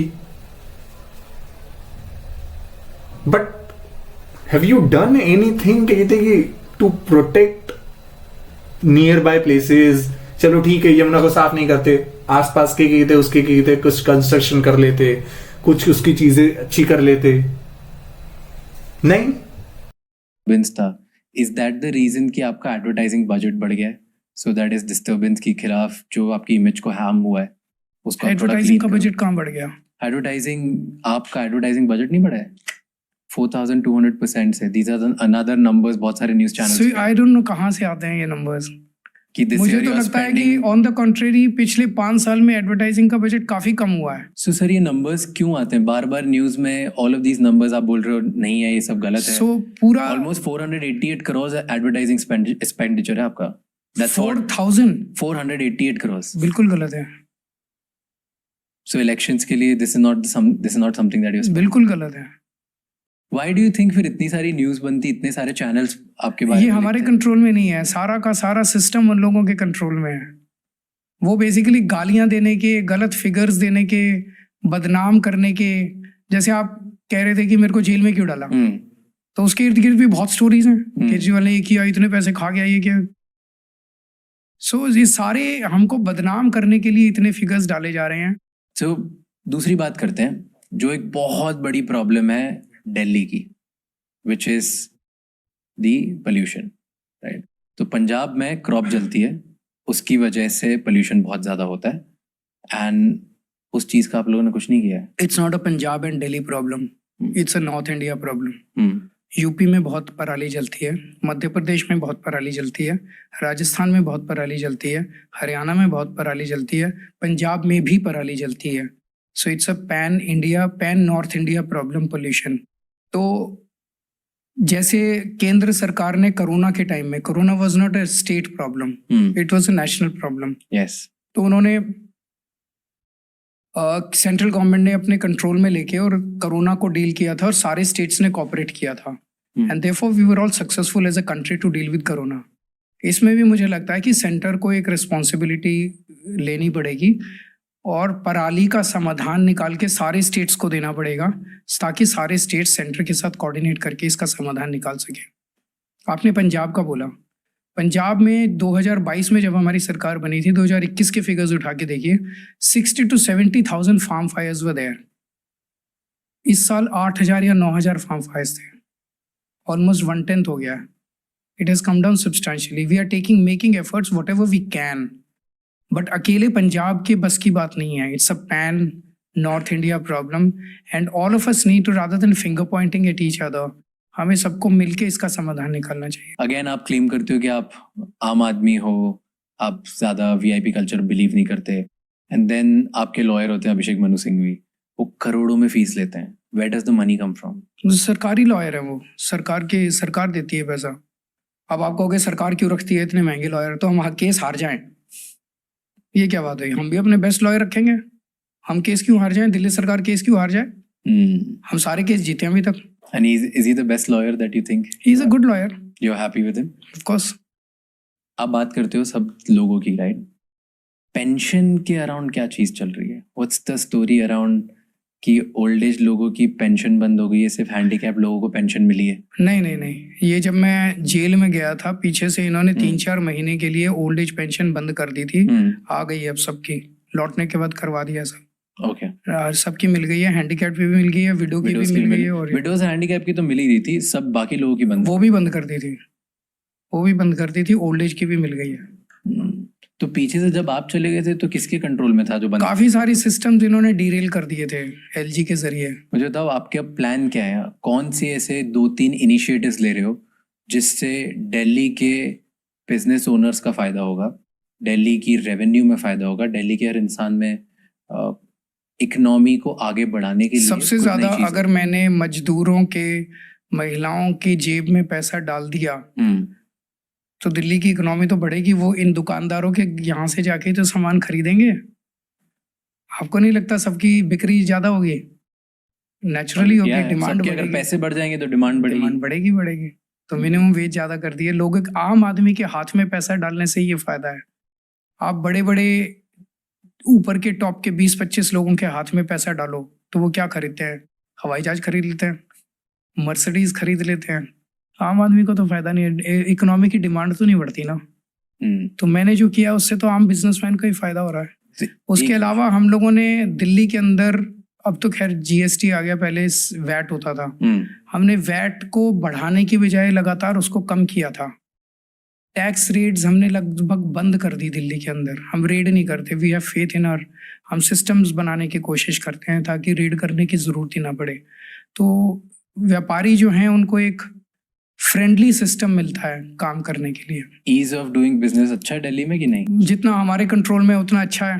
Delhi is a complex governance system. हाँ, क्योंकि इंडिया अगर ग्लोबल स्टैंडर्ड से बात करें, हर कोई बोल रहा है कि इंडिया में अब अगले 10 साल हमारे हैं, अगले 20 साल हमारे हैं, हमारे पास बहुत अपॉर्चुनिटीज है, but ease of doing business में हम बहुत लो रैंक करते हैं। करेक्ट। तो आप एज अ चीफ मिनिस्टर जितना हमारे हाथ में था हमने कई सारे सिस्टम्स को सिंप्लीफाई किया है, जितनी चीजें हमारे हाथ में थी। Can Delhi feel, do you think कि दिल्ली में वन विंडो सिस्टम आएगा? दिल्ली में वन विंडो सिस्टम तब तक नहीं आ सकता जब तक दिल्ली फुल स्टेट नहीं बन जाता, क्योंकि वो बहुत सारी चीजें उनके हाथ में है। Okay, what are the other things that you are doing so that हम ग्रो करें तेजी से? Delhi is a capital city. Delhi को जैसे 3 चीजें मैंने 2020 चुनाव में कही थी जो मैं नहीं कर पाया, जिसका मुझे मलाल है, और जो मैं अगले टर्म में करूंगा। क्या? एक यमुना साफ करने को मैंने बोला था, यमुना साफ कर दूंगा। दूसरा मैंने कहा था 24 घंटे साफ पानी आपके नल में दे दूंगा मैं। उसकी शुरुआत हो गई है, पायलट प्रोजेक्ट हो गया है, लेकिन अब 5 साल में कर दूंगा। और तीसरा मैंने कहा था यूरोपियन स्टैंडर्ड्स की रोड्स आपको दूंगा, साफ सुथरी, दोनों तरफ ग्रीनरी, हॉर्टिकल्चर, अच्छी सड़कें, शानदार सड़कें आपको दूंगा। वो अगले 5 साल में कर दूंगा। तो आप ये एक्सेप्ट कर रहे हो कि नहीं कर पाए? हाँ, मैं मान रहा हूँ, मैं ये 5 साल में नहीं कर पाया, अगले 5 साल, because I have a plan. I am an engineer. हाँ, मैं पॉलिटिशियन नहीं हूँ, ये मेरी कमजोरी है। तो मुझे काम, मेरे में से बिजली ठीक करा लो। बिजली पहले दिल्ली में 8-8 घंटे पावर कट लगते थे, अभी भी होता है, अब but बहुत 24 कम होता घंटे है। नहीं, कहीं नहीं होते। मेरे को बताओ कहाँ होते हैं? थोड़ा थोड़ा तो इधर उधर ना, कट होता ही रहता है ना। 24 घंटे दिल्ली में बिजली आती है। 2014 की गर्मियां मेरे को याद है, जब 8-8, 10-10 घंटे के पावर कट लगते थे दिल्ली में। मैंने और मेरे पावर मिनिस्टर सत्येंद्र जैन ने खड़े होकर दिल्ली में तारें बदलवाई हैं, ट्रांसफार्मर बदलवाए हैं, सारे सिस्टम को स्ट्रेंथन किया है। अब दिल्ली में 24 घंटे बिजली आती है। तो आपका अगला विजन क्या है? Where do you I'm not agreeing with this statement, because I can say that right now, wherever I am residing right now, अभी मुझे ज्यादा पावर कट लगते हैं कंपेयर टू पहले तो बहुत अच्छी आज से 5 साल पहले भी ले लीजिए, या इवन तो केजरीवाल की सरकार आने से पहले भी ले लीजिएगा, पावर कट बहुत कम थे। 2020 से पहले भी कितने पावर कट कम थे, लेकिन अब भी बहुत ज्यादा है। ये परेशानी अभी भी बहुत ज्यादा है। दिल्ली की बिजली फील्स लाइक जो यूपी की 20 साल पहले की बिजली इलेक्ट्रिसिटी हुआ करती थी, क्योंकि जहां मैं रहता हूं वो यूपी के बॉर्डर के पास पड़ता है वो एरिया। तो यहां पर आज से 20 साल पहले यूपी की इलेक्ट्रिसिटी की हालत इतनी अच्छी नहीं थी। That same thing feels like here right now. वैसा दिल्ली का स्ट्रक्चर मुझे अभी फील होता है। बहुत ज्यादा पावर कट्स होती हैं, कभी कभार के कहते हैं 1-1 घंटे की पावर कट हो जाती हैं दिल्ली में। आई एम नॉट सेइंग कि ठीक है, मैं ये नहीं कह रहा हूँ कि मेरे एरियाज में, नॉट सेइंग कि पूरी दिल्ली में, हो सकता है पूरी दिल्ली में ना होता हो, बट मेरे एरियाज में हो रहा है। you see Delhi in next 10 years? I think we would like to convert it into a world-class city, a city that everyone will be proud of. And आज वो नहीं है? आज नहीं है, मैं मानता हूँ। और क्या मिसिंग है अपार्ट फ्रॉम जो 2-3 चीजें? बहुत सारी चीजें मिसिंग है, बहुत सारी चीजें मिसिंग है। एक ट्रूली वर्ल्ड क्लास सिटी क्या होती है? पोल्यूशन है, सड़कें हैं, इंफ्रास्ट्रक्चर है, सफाई है, ये सारी चीजें ठीक करेंगे। One by one you will be doing this. But next 3 years, next 5 years में ये 3 गोल ही हैं। ये 3 तो पक्का करेंगे। मान लो आप चीफ मिनिस्टर बन गए अगले, व्हाट डू यू फील कि सबसे बड़ा आपका चैलेंज क्या होगा जो आपको रोकेगा ये सारे गोल्स अचीव करने में? सेंट्रल गवर्नमेंट उनके साथ वो काम करना पड़ता है, साथ काम करते हैं उनके, और कई चीजों में बाधाएं आती हैं, कई चीजें हो जाती हैं, जो बाधाएं आती हैं फिर गिड़गिड़ा के पैर पकड़ के कराने पड़ते हैं। उसके अलावा कोई और चैलेंज नहीं है? और कोई चैलेंज नहीं है। देखो आज जो भी मैं बातें कर रहा हूँ, it's not a rocket science. सड़कें बनानी कौन सी रॉकेट साइंस है? दुनिया में टेक्नोलॉजी अवेलेबल है, पैसा चाहिए, पैसा है दिल्ली सरकार के पास। यमुना साफ करनी कौन सी बात है? इतनी नदियां साफ हुई हैं दुनिया के अंदर, हम भी कर लेंगे। पानी देना कौन सी बड़ी बात है? पूरी दुनिया में कितने शहरों ने पानी दे दिया, हम भी दे लेंगे। So it's not a rocket science, technology is available. पैसा चाहिए, पैसा है हमारे पास। इट्स जस्ट ये खींचातानी जो है ना, ये हमारे देश को खा गई है, पॉलिटिकल खींचातानी। ये गंदी है। आपको लगता है आपके अलावा और कोई पॉलिटिशियन है कंट्री में जिसकी नीयत बहुत साफ है? डॉक्टर मनमोहन सिंह थे, बहुत अच्छे पॉलिटिशियन थे, बहुत ईमानदार थे। He was also highly misunderstood. Yes. Do you think you are a successful CM? But आपको लगता है कि आपने आपके पावर में जितना हो सकता था सब मैंने किया? सब किया, जितना बेस्ट हो सकता था मैंने किया, और सेल्फलेसली किया, अपने लिए कुछ नहीं किया। कोई आज जब मैंने घर छोड़ा था सीएम वाला, जिस दिन मेरे पास दिल्ली में मेरे रहने के लिए घर नहीं था। कई लोग बोले कि सीएम 10 साल सीएम रह गए, 10 घर बन सकते थे। मेरे पास एक भी घर नहीं था। मैंने इधर उधर, कई लोगों ने ऑफर किया, I was touched bye there offers. अभी भी मैं हमारे एक एमपी हैं, उनके घर में रह रहा हूँ। पर do you regret anything? नहीं, मुझे लगता है सब सही है। जो ठीक कर सकता था, जितना कर सकता था उतना मैंने किया। बहुत सारे गलत तो भी होते हैं, डिसीजंस गलत भी होते हैं, नीयत खराब नहीं थी। एंड किस टाइम पर ऐसा हुआ आपको लगा कि अब मेरे ना इंटेंशन सिर्फ और सिर्फ निस्वार्थ भाव के हैं और अब मुझे पॉलिटिशियन बनना है और बड़ा होना है, और बड़ा होके मैं ज्यादा चेंज ला पाऊंगा, ज्यादा इम्पैक्ट ला पाऊंगा? बड़ा होना कभी भी वो नहीं था, जो भी हुआ होता गया। आप अन्ना आंदोलन देखिए, कभी सीएम बनना सपना नहीं था? सवाल ही नहीं उठता। राजनीति में आना ही सपना नहीं था। सीएम तो बहुत दूर की बात है, एमएलए बनना सपना नहीं था, काउंसलर बनना सपना नहीं था। 10 साल तक दिल्ली की झुग्गियों में, सन 2000 से लेके 2010 तक दिल्ली की झुग्गियों में काम किया है। इनकम टैक्स की नौकरी छोड़ दी थी, झुग्गियों में रहता था। तब तो कोई पार्टी नहीं थी। जब इनकम टैक्स की नौकरी छोड़ी तब तो कोई पार्टी नहीं थी, कोई फ्यूचर ही नहीं था। एक्चुअली मेरे बैचमेट्स मेरे को पागल समझते थे कि इसका दिमाग खिसक गया कि इनकम टैक्स की नौकरी छोड़ के और झुग्गियों में जाके रह रहा है। तो क्यों कर रहा था? अंदर से वो थी कि समाज के लिए कुछ करना है, समाज के लिए कुछ करना है। पर इनकम टैक्स ऑफिसर बन के ज्यादा चीजें नहीं कर सकते समाज के लिए? मुझे लगा कि मैं नहीं कर पा रहा था। क्यों? इनकम टैक्स कमिश्नर एक छोटा सा, आप कुछ असेसमेंट्स करते हो, उसमें क्या कर लेते हो, उसमें बहुत कुछ वो नहीं होता था। फिर जब अन्ना आंदोलन में आए, हमारी तो मांग ये थी कि एक कानून पास कर दो, वो कानून उन्होंने पास नहीं किया। फिर उन्होंने बार बार चैलेंज किया, हिम्मत है तो राजनीति में आके दिखाओ, हिम्मत है तो राजनीति में। तो एक पॉलिटिकल पार्टी, जब हमें दीवार पे, we were pushed to the wall, हमारे पास कोई ऑप्शन ही नहीं बची राजनीति में आने के अलावा। और जब राजनीति में आए और पॉलिटिकल पार्टी बनाई, कोई दूर दूर तक एक भी चांस नहीं था कि हमारी एक भी सीट आएगी, एक भी सीट आएगी। 26 नवंबर 2012 को हमारी पार्टी बनी थी, कोई दूर दूर तक चांस ही नहीं था। और 1 साल के बाद हम दिल्ली की सत्ता में आ गए।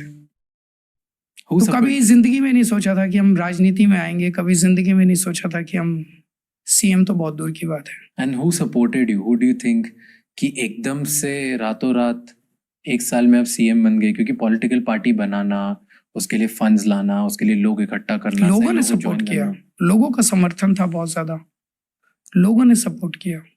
People There were not like 5-6 individuals जो साथ में जुड़ के आए? No. And how did you collect funds in the beginning then? It is लोगों से ये क्या कहते, crowd funding. Maximum was crowdfunding. And then you became CM.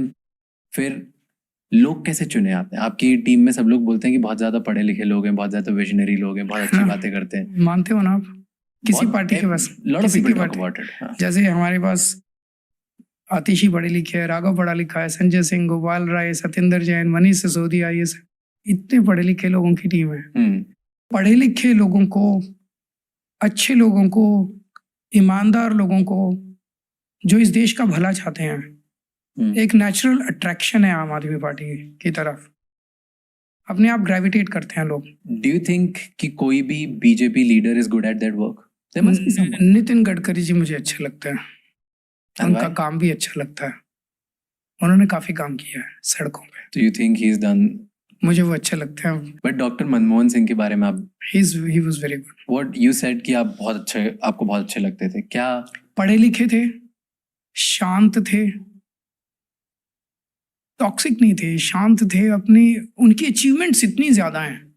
क्या सबसे ज्यादा इंस्पायर करता है? देखिए, उन्होंने राइट टू इन्फॉर्मेशन एक्ट दिया, मनरेगा दिया, राइट टू एजुकेशन एक्ट दिया, न्यूक्लियर डील दी, उन्होंने कितने काम किए, कभी गाया उन्होंने?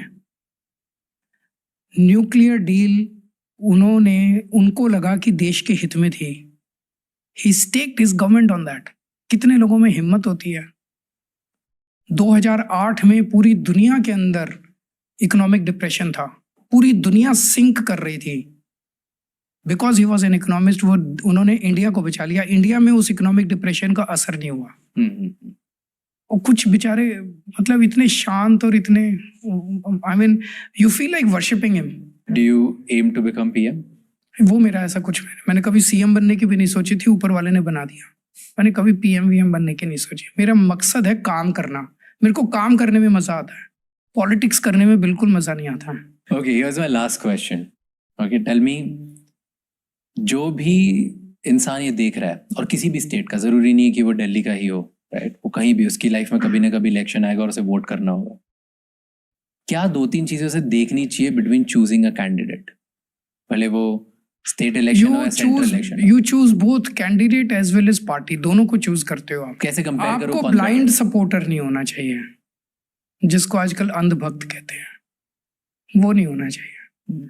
कभी भी किसी का अंधभक्त मत बनना।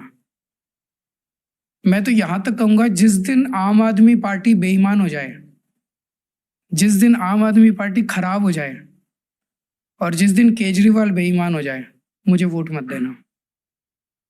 तो वोट देते टाइम देश के बारे में सोचो, समाज के बारे में सोचो।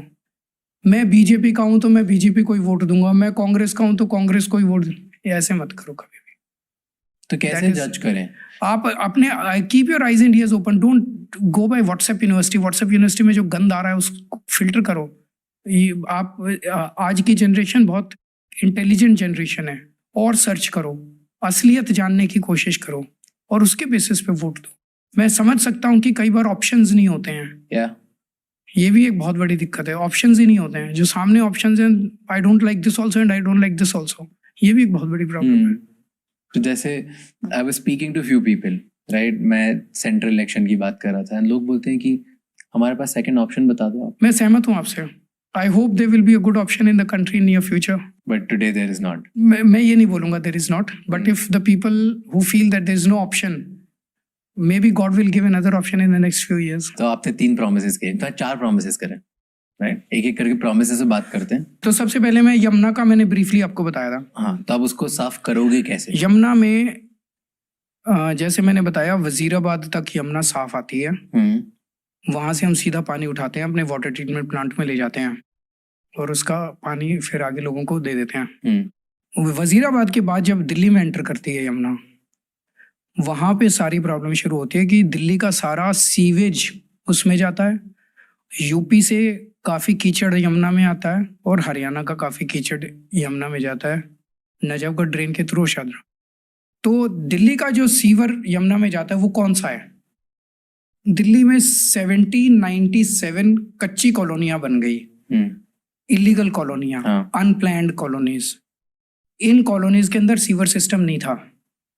मैंने पिछले 10 साल में इन कॉलोनीज में सीवर सिस्टम प्रोवाइड कर दिया है। ये 80%, बिकॉज इतनी कॉलोनीज के अंदर सीवर सिस्टम डालना कोई आसान काम नहीं था। मसा तो मैंने बताया ना, 6800 किलोमीटर की सीवर की पाइपलाइन डाली है, वो इन कॉलोनीज में है। अब इनमें इंडिविजुअल पाइपलाइंस डाल दी, इंडिविजुअल कनेक्शंस भी दे रहे हैं, थोड़े दिन में वो सबको घरों में इंडिविजुअल कनेक्शंस आ जाएंगे। तो जो लोग सीवर, पहले क्या था, हर आदमी का जो सीवर है वो नालियों में बह जाता था डेली, और वहां से वो यमुना में चला जाता था। अब वो सीवर सिस्टम के थ्रू जाएगा, और सीवर सिस्टम के थ्रू सीवेज ट्रीटमेंट प्लांट में जाया करेगा, और वहां ट्रीट हो जाएगा। इसी तरह से शादरा ड्रेन और नजफगढ़ ड्रेन को डाइवर्ट कर देंगे, नए सीवेज ट्रीटमेंट प्लांट बना रहे हैं हम दोनों के लिए, और वहां पे दोनों का सीवर, तो जब सीवेज जाना यमुना में बंद हो जाएगा तो यमुना साफ हो जाएगी। सो ये पॉसिबल है, डुएबल है, और ज्यादा खर्चा नहीं आने वाला। इसका सारा प्लान बनाया हुआ है। और कितने टाइम में हो जाएगा ये अगले 5 साल के अंदर मैं कंप्लीट कर दूंगा। और सीवेज सिस्टम कितने बनाने पड़ेंगे? एक तो ऑलरेडी है जिधर आप सारी चीजें डाइवर्ट कर रहे हो। नहीं, सीवेज ट्रीटमेंट प्लांट तो बहुत है, 35 के करीब ऑलरेडी हैं। तो एक तो उनकी कैपेसिटी हम 1.5 टाइम्स कर रहे हैं, कई सारे सीवेज ट्रीटमेंट प्लांट्स की कैपेसिटी। दूसरा एक होता है कि उसकी पानी की प्योरिटी नापी जाती है। उसको तो मैं एक टेक्निकल टर्म है 30/40 की वो है उसमें, मतलब इतना गंद उसमें जा रहा है अभी 30/40। तो जो सीवेज जाता है, सीवेज ट्रीटमेंट प्लांट में जाता है, उसका जो आउटपुट आता है उसकी आउटपुट की प्योरिटी अभी 30/40 है। इसको 10/10 लाएंगे, उसमें पानी काफ़ी साफ हो जाएगा। तो 10/10 का पानी जब उसमें जाएगा यमुना में तो वो आपको काफ़ी साफ दिखाई देगा। तो एक तो सारे सीवेज ट्रीटमेंट प्लांट्स जितने हैं दिल्ली के, उनकी हम क्वालिटी इंप्रूव कर रहे हैं पानी के आउटपुट की, और कैपेसिटी एनहांस कर रहे हैं, तो सारा पानी उधर चला जाएगा। तो इस तरह से यमुना साफ हो जाएगी सारा अगर कर दिया। दूसरा मैंने बोला था पानी, 24 घंटे 24 घंटे पानी कैसे लाओगे? अब दिल्ली में पानी नहीं है, तो आप पूछेंगे फिर 24 घंटे कहाँ से दोगे जब पानी नहीं है। तो दिल्ली में आज 1000 MGD पानी की प्रोडक्शन हो रही है।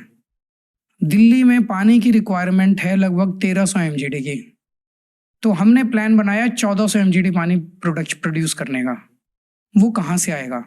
अब मैं यूपी से मांगता रहूं, उत्तराखंड से मांगता रहूं, वो देने वाले नहीं हैं। वैसे हम एफर्ट्स करते रहेंगे लेकिन वो देने वाले नहीं हैं। सो हमने ये देखा है कि यमुना जो जा रही है, हर साल बरसात के सीजन में यमुना ओवरफ्लो करती है और वो आसपास के सारे एरिया को रिचार्ज कर देती है, ग्राउंड वाटर को। तो यमुना पार का पूरा एरिया जो है हमारा, ईस्ट दिल्ली है, नॉर्थ ईस्ट दिल्ली, इसमें आप खोदो और पानी निकलता है, 3-4 फुट पे पानी है। तो हम पानी पे बैठे हुए हैं और पानी पानी चिल्ला रहे हैं। तो हम उस पानी की दिक्कत ये है कि उसमें अमोनिया बहुत ज़्यादा है, उसमें सॉल्ट बहुत ज़्यादा है, हार्ड वाटर है और अमोनिया है। तो हम डीअमोनाइजेशन प्लांट लेके आए कहीं से, उसको हमने ट्राई किया और वो बहुत सक्सेसफुल था, उसने अमोनिया साफ कर दिया। हम रिवर्स ऑस्मोसिस RO प्लांट्स लेके आए, उसने हार्डनेस रिमूव कर दी। अब हर जगह हम RO प्लांट और अमोनिया प्लांट लगा देंगे और 2500 ट्यूबवेल, हमने लोकेशन भी आइडेंटिफाई कर ली है, 2500 ट्यूबवेल लगा के मैं 200 MGD साफ पानी ट्रांस यमुना एरिया से निकाल लूंगा, उसको अंडरग्राउंड वाटर। और ये अगली उसमें फिर रिचार्ज हो जाएगा। जब यमुना में रेनी सीजन में बाढ़ आएगी फिर रिचार्ज हो जाएगा, मुझे रिचार्ज करने की भी टेंशन नहीं है। साउथ दिल्ली में और वेस्ट दिल्ली में अंडरग्राउंड एक्विफर्स हैं। Aquifers are full of water, huge quantities of water, वो आइडेंटिफाई किए हमने। उसमें मैं बोरिंग करके वहां से पानी निकालूंगा, वो केवल हार्ड वाटर है। वहां RO प्लांट लगाएंगे, उसको साफ करेंगे, 100 MGD पानी मैं यहाँ से निकाल लूंगा। फिर वजीराबाद से पल्ला तक यमुना जो आती है, वहां पे रिवर के दोनों तरफ बिल्कुल साफ पानी है और वहां पे हम बोरिंग करके 100 MGD वहां से, तो 1400 MGD पानी मैं प्रोड्यूस कर लूंगा और ये 2-3 साल के अंदर हो जाएगा। और इस पानी कितनी है? 1300 की। तो मैं 1400 MGD पानी करके और फिर हम एस्काडा सिस्टम लगाएंगे। इसमें भी एस्काडा लगाया जो कल, एस्काडा सिस्टम लगा के बेस्ट मॉडर्न प्लांट्स हम बनाएंगे पानी के, वो आपको दिल्ली में 24 घंटे पानी देंगे। और ये भी अगले 4-5 साल में? ये अगले 4-5 साल में हो सकता है। So it's not a rocket science, it's doable. And European सड़कें बना दो। सड़कें की दिक्कत ये है कि कहीं कोई सड़क टूट गई तो अब PWD वाले उस गड्ढे का ठेका कर रहे हैं।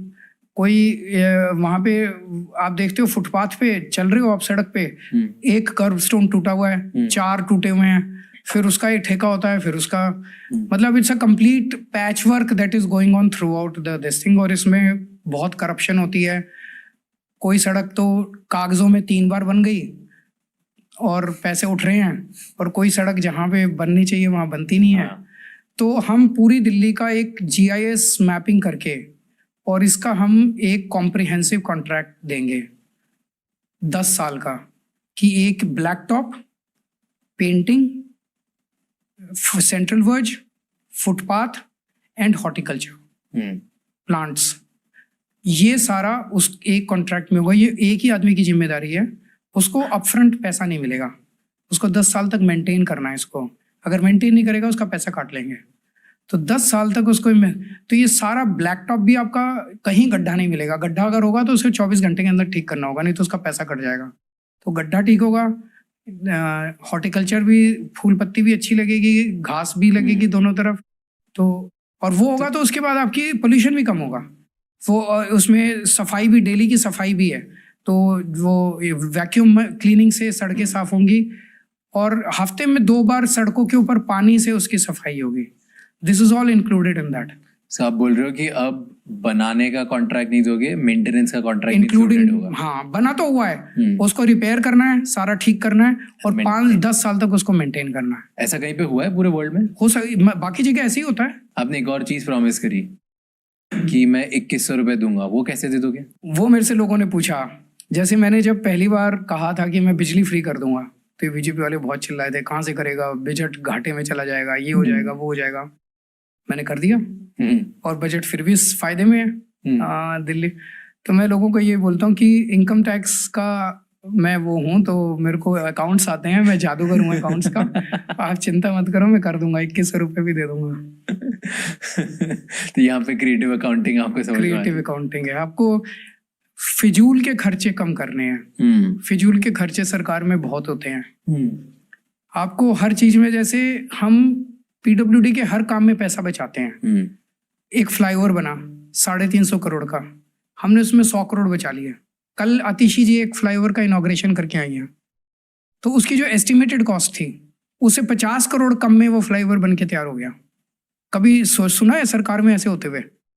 सरकार में 250 करोड़ का बनते बनते 2500 करोड़ में पूरा होता है और 10 साल लग जाते हैं उसको पूरा होने में। हमारे यहाँ हम टाइम से पहले बनाते हैं और हर काम में पैसा बचाते हैं, तो वो पैसा बच बच के उसी से हम फिर लोगों को कभी फ्री बिजली दे देते हैं, कभी फ्री दवाइयाँ दे देते हैं। एंड अभी आपने बताया कि आपने एजुकेशन सिस्टम बहुत सुधारा है। एजुकेशन सिस्टम में 2 चीजें की। जब हमारी सरकार बनी थी, टोटल बजट का 4 या 5% एजुकेशन पे खर्च होता था। हमारी आइडियोलॉजी है और हमारी बिलीफ है कि जब तक इस देश के बच्चों को अच्छा पढ़ाया नहीं जाएगा तब तक देश नहीं सुधर सकता। हमने 5% से उसको 25% कर दिया बजट का। 1/4 of Delhi's budget was set aside for education. That was huge. Very huge. Very huge. उस पैसे से हमने सारी बिल्डिंग्स चेंज कर दी, टॉयलेट्स ठीक कर दी, पीने का पानी, ये वो सारा, तो पूरा एनवायरनमेंट चेंज हो गया। But that was easier part. अब टीचर्स को कैसे पढ़ाने के लिए मोटिवेट करोगे? फिर हमने जितने प्रिंसिपल्स थे सबको हमने फॉरेन ट्रेनिंग के लिए भेजा। हार्वर्ड भेजा, कैम्ब्रिज भेजा, यूएस भेजा, सिंगापुर भेजा, अलग अलग प्रिंसिपल को अलग अलग जगह ट्रेनिंग के लिए भेजा, फॉरेन ट्रेनिंग के लिए। जितने टीचर्स थे उनको आईएमएस में भेजा हमने ट्रेनिंग के लिए। आईएम अहमदाबाद, आईएम लखनऊ, इनके साथ हमने पार्टनरशिप करके यहाँ भेजा। जब वो वहां से वापस आए, they were all charged up and ready to take the responsibility. वही टीचर्स, 60,000 टीचर्स हैं दिल्ली सरकार के स्कूलों में, हमने कोई टीचर नहीं बदले। जिन टीचर्स को कल तक गाली देते थे कि टीचर पढ़ाती नहीं है, आती हैं पेड़ के नीचे बैठ के स्वेटर बुनती रहती हैं, यही है ना सुन उन्हीं टीचर्स ने कमाल करके दिखा दिया, गजब का कमाल किया। आज 99% रिजल्ट आ रहा है दिल्ली के सरकारी स्कूलों का, compare to 92% in private schools. Private schools का नतीजा 92% है, दिल्ली सरकार के स्कूलों का 99% नतीजा। अभी आपने 30 बच्चों को फ्रांस भी भेजा। अभी फ्रांस भेजा हमने बच्चों को। कभी सोच सकते थे दिल्ली सरकार के? इस बार 2000 से ज्यादा बच्चे नीट और जेई क्लियर किया है। सरकारी स्कूलों के बच्चों ने नीट का एग्जाम और जेई का एग्जाम क्लियर किया। और अभी हमने एक शुरू किया कोर्स, एंटरप्रेन्योरशिप कोर्स। हम बच्चों के अंदर 11वीं और 12वीं के बच्चों में ये उनके अंदर सिंक करा देते हैं ये कि मुझे नौकरी नहीं चाहिए, मैं नौकरी नहीं करूंगा, मैं नौकरी देने वाला बनूंगा, मैं नौकरी मांगने वाला नहीं बनूंगा। तो बिजनेस करना सिखाते हैं उनको। तो बिजनेस करना कैसे सिखाते हैं? हर बच्चे को हम 2-2 हज़ार रुपए दे देते हैं सरकार की तरफ से। वो कहते हैं इसे बिजनेस कर। तो एक बार सुनने में बड़ा अटपटा लगता है, 2,000 रुपए में क्या बिजनेस होता है? लेकिन कम टुगेदर, पार्टनरशिप कर सकते हैं। तो 5 बच्चे साथ आ गए, 10,000 रुपये हो गए। 3 बच्चे साथ आ गए, 6,000 रुपये। Then they develop an idea. वो कोई आइडिया सोचते हैं, अलग अलग किस्म के आइडियाज होते हैं बच्चे के। हमारे 2.5 लाख बच्चे हैं हमारे स्कूलों में, इसमें 11वीं 12वीं में 50,000 टीम्स बनी हुई हैं बच्चों की जो बिजनेस आइडियाज पे काम कर रही हैं। और आपको जान के ताज्जुब होगा कि 12वीं से निकलने के बाद many of these kids have continued with their business ideas. और अब उसमें से कुछ बच्चों की 3 करोड़ 4 करोड़ की टर्नओवर हो गई है। और 50-50 लोगों को नौकरी दे रहे हैं वो, इंक्लूडिंग सम IIT इंजीनियर्स, उनको नौकरी दे रहे हैं ये बच्चे। नाइस। तो इन सब पे बातें क्यों नहीं होती? पता नहीं ये करते ही नहीं, ये तो इसी पे करते हैं कि कर्टन कितना का था। दूसरा एक हमारे यहाँ हैप्पीनेस करिकुलम शुरू किया हमने, जिसमें क्या होता है हैप्पीनेस करिकुलम? ये जो बच्चे आते हैं ये बहुत स्ट्रेस्ड बैकग्राउंड से आते हैं, गरीबी बैकग्राउंड से। जैसे एक तो उसमें जब स्कूल में आते हैं तो वो उनके मन में माँ बाप के बीच में लड़ाई, सिबलिंग्स के बीच में लड़ाई, पैसे की कमी घर पे, गरीब बैकग्राउंड से आते हैं। सो आते ही पहले 45 मिनट्स इनको मेडिटेशन कराते हैं, which is not related to any religion. Simple meditation कराते हैं, उससे काफ़ी फ़र्क पड़ा है। जैसे एक टीचर बता रही थी, एक लड़का है जितेन करके, उसके घर में माँ बाप के बीच में बहुत लड़ाई होती थी, वो जब भी आता था चुप चुप रहता था स्कूल में। इस मेडिटेशन से वो ओपन अप करने लगा है। और ये हैप्पीनेस करिकुलम की चर्चा व्हाइट हाउस तक पहुंच गई। तो जब डोनाल्ड ट्रंप इंडिया आए थे, उनकी wife Melania Trump, she expressed a desire to attend the happiness class and she came to one of our schools and she attended that 45 minutes. Interesting. तो ये छोटे छोटे इनिशिएटिव्स, इन सब से बिग रिजल्ट्स आपको दिखे? बहुत ज्यादा बड़े रिजल्ट्स आ रहे हैं। सिर्फ training, that was such a simple idea, and उससे सेम टीचर्स चेंज हो गए। सेम टीचर्स, आपको माहौल देना होता है sir. In I am not very sure about this, क्योंकि मैंने frankly speaking whatever he saying कि न्यूज़ मीडियाज में ये सब बातों के बारे में बात नहीं होता। आई एम सेइंग कि इसमें दिल्ली गवर्नमेंट की भी थोड़ी गलती है। Why they did not raise these kind of initiative in newspaper और मीडियाज में, क्या कहते हैं, न्यूज़ के थ्रू या पब्लिसिटी करके, क्या कहते हैं, क्यों नहीं बताया गया? सी, जब तक बताओगे नहीं तब तक लोगों को पता नहीं चलेगा। I totally agree, but I am not saying कि they have implemented this. I am maybe they had implemented these promises that they are saying. मैं हो सकता है किसी स्कूल में जाके, इवन दो मैं जिस स्कूल से पढ़ा हूँ, मैं खुद स्कूल में जाके एक बार ये देखना चाहूंगा कि अगर ऐसा कुछ इम्प्लीमेंटेशन हुआ है नहीं हुआ। बट अगर किया है तो that is really good if they had done these things. But अगर नहीं हुआ है, जब तक हम देखेंगे नहीं या पता नहीं करेंगे, तब तक तो I can't say anything about it. But वो देखने के बाद ही पता लग पाएगा। Eventually I will try to visit some of my school, and वहां पे जाके मैं इस बात के बारे में पता करने की कोशिश करूंगा whether these things he saying is correct और नॉट। लेट्स सी, आगे देखते हैं। सब बातों पे बात क्यों नहीं होती? सब लोग, आपको लगता है इंडिया में पावर में सिर्फ पॉलिटिक्स करके आया जा सकता है? ये सब बातें करके नहीं आ सकता? ये सब चेन दिखा के नहीं आया जा सकता? नहीं, आया जा सकता है, पता नहीं क्यों। इसीलिए मुझे लगता है मैं बार बार कि इतना टॉक्सिक माहौल हो गया है, ये थोड़ा सा शांति लानी पड़ेगी इस पूरे माहौल के अंदर कि यार chill, let's all do good work. सारे लोग मिलकर अच्छा काम करते हैं, इसी से देश आगे बढ़ेगा। और एक दूसरे से सीखने से बढ़ेगा। मैंने तो सबको ऑफर किया है कि यार मैंने स्कूल ठीक कर दिए, कोई स्टेट गवर्नमेंट मुझे बुला ले, मैं सिखा दूंगा। मेरे को ये नहीं है कि मेरे को वहां जाके अब चुनाव लड़ना है तो मैं दूसरों को नहीं सिखाऊंगा। मेरे को क्या जरूरत है चुनाव लड़ने की? देश सुधरना चाहिए, सारे देश के स्कूल अच्छे हो जाएं, मोहल्ला क्लिनिक बन जाएं, अस्पताल। मैं रिटायर कर जाऊंगा यार, मेरे को क्या जरूरत है चुनाव लड़ने की? फिर करो तो सही, कोई इच्छा तो दिखाओ। तो कोई स्टेट आपको बुलाती कोई नहीं बुलाता। बट वो सब अग्री करते हैं कि आपने अच्छा काम किया? दिल में तो करते हैं, प्राइवेट में करते हैं, पर पब्लिकली तो उनका धर्म है गाली देने का। Well, all right. Thank you so much, sir.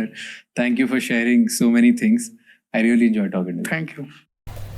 So this is a whole video, whole podcast video from Raj Shamani team as well as Arvind Kejriwal. See, some of the facts I can say, some of the things he was able to do that. बिजली में जैसे कि कहते आम Aadmi party ने 200 unit तक free offer किया है, विच इवेंचुअली शीला दीक्षित के टाइम पे भी सब्सिडी मिलती थी। आई am not saying denying that fact कि कहते कि आपको वहां पे सब्सिडी नहीं मिलती थी। इवेंचुअली फ्री नहीं था 200 यूनिट तक, बट सब्सिडी मिलती थी। ठीक है, सो अगर मैं बोलूं तो समवेयर अराउंड अगर आप बात करेंगे, यस इवेंचुअली ग्रेटर पॉइंट पे देखोगे तो यस 200 यूनिट फ्री बिजली इज इनफ, बट जैसे ही आपका 1 यूनिट एक्स्ट्रा हो जाता है तो इवेंचुअली आपको सारा पैसा देना पड़ता है। एंड शीला दीक्षित के टाइम पे ऐसा नहीं था, शीला दीक्षित के टाइम पे इवेंचुअली आपको सब्सिडी मिलती थी, तो ठीक है। But yes some of the things he is doing good, but most of the things which he had promised did not give in input on that. बहुत सारे लोगों को इस आम आदमी पार्टी में आए and eventually some of them were like some of them did eventually ऐसे काम करे उन लोगों ने। अमानतुल्लाह खान के बारे में आप लोग जानते ही होंगे। तो मैं I am not saying if he saying कि Aam Aadmi Party is 100% corruption free party, तो करप्शन फ्री पार्टी तो नहीं है, definitely I can see that. See आप आम आदमी पार्टी का जन्म ही कहते करप्शन फ्री को लेके हुआ था, बट इवेंचुअली वो भी उस चीज को नहीं खत्म कर पाए हैं। इवन दो कहते ये वीडियो में खुद भी बात करते हैं कहते कि पीडब्ल्यूडी में खुद करप्शन है, तो आप रोकने की कोशिश क्यों नहीं करते हो? इफ यू सेइंग कहते कि पीडब्ल्यूडी में करप्शन है तो आपने रोकने की कोशिश क्यों नहीं करी? इवेंचुअली पॉलिटिशियंस करप्शन फ्री कभी नहीं हो पाएंगे। 100% के कहते कोई भी पॉलिटिशियन या पॉलिटिक्स कभी भी करप्शन फ्री नहीं हो सकती है। इवेंचुअली ऐसा ही होगा और जिंदगी भर ऐसा ही चलेगा जब तक के कहते कुछ नहीं हो सकता है, चेंज नहीं हो सकता, nothing can be changed. Politics and corruption साथ साथ चलेंगे, जिंदगी भर साथ साथ चलेंगे। बट ठीक है, कुछ चीजों पे what he had told entrepreneurship और हैप्पीनेस प्रोग्राम्स चलाए हैं। आई am not very sure about this, क्योंकि मैंने कभी स्कूलों में जाके पता करने की कोशिश नहीं करी। एंड इवेंचुअली आम आदमी पार्टी की तरफ से भी कभी इन सब चीजों के बारे में बात नहीं हुई। कभी इन्होंने क्या कहते हैं अखबारों में इश्तिहार देके ऐसी चीजें बताने की कोशिश नहीं करी, सिर्फ अपनी ये इधर उधर की चीजें गिनवाई। तो वही सारी चीजें हैं। बट ठीक है, what he had promise, I will try to visit some of my old school जहां पर मैं गया था, जहां पर मैंने अपनी पढ़ाई की है, एंड वहां पर जाके मैं इस बारे में बात करूंगा टीचरों से या प्रिंसिपल से, and I will try to look for the fact कि जो भी बातें बोली गई हैं वो सच है या नहीं है। एंड ज्यादा तो इसमें अभी कुछ कह नहीं सकता मैं। हाँ, some of the things which I know जो है मैं बोल सकता हूँ कि पहले हमारे यहाँ पानी की सप्लाई आती थी पाइप के थ्रू, पानी की पाइप पे आती थी, बट इवेंचुअली अब वो नहीं है। तो ये सब चीजें ठीक है, देखते हैं क्या कर सकते हैं इसमें। But overall I would say I am not very sure कि क्या होगा क्या नहीं होगा। 5 फरवरी को जब इलेक्शन होंगे तभी इवेंचुअली 8 फरवरी को जब रिजल्ट्स आएंगे तभी फाइनल पता लग पाएगा कि कौन जीत रही कौन नहीं जीत रही है। Because politics is a big game here in India, we can't say anything about it. तो ठीक है, देखते हैं। तो इसी के साथ मैं आप सभी लोगों से आगे चाहूंगा। नमस्कार, बाय बाय।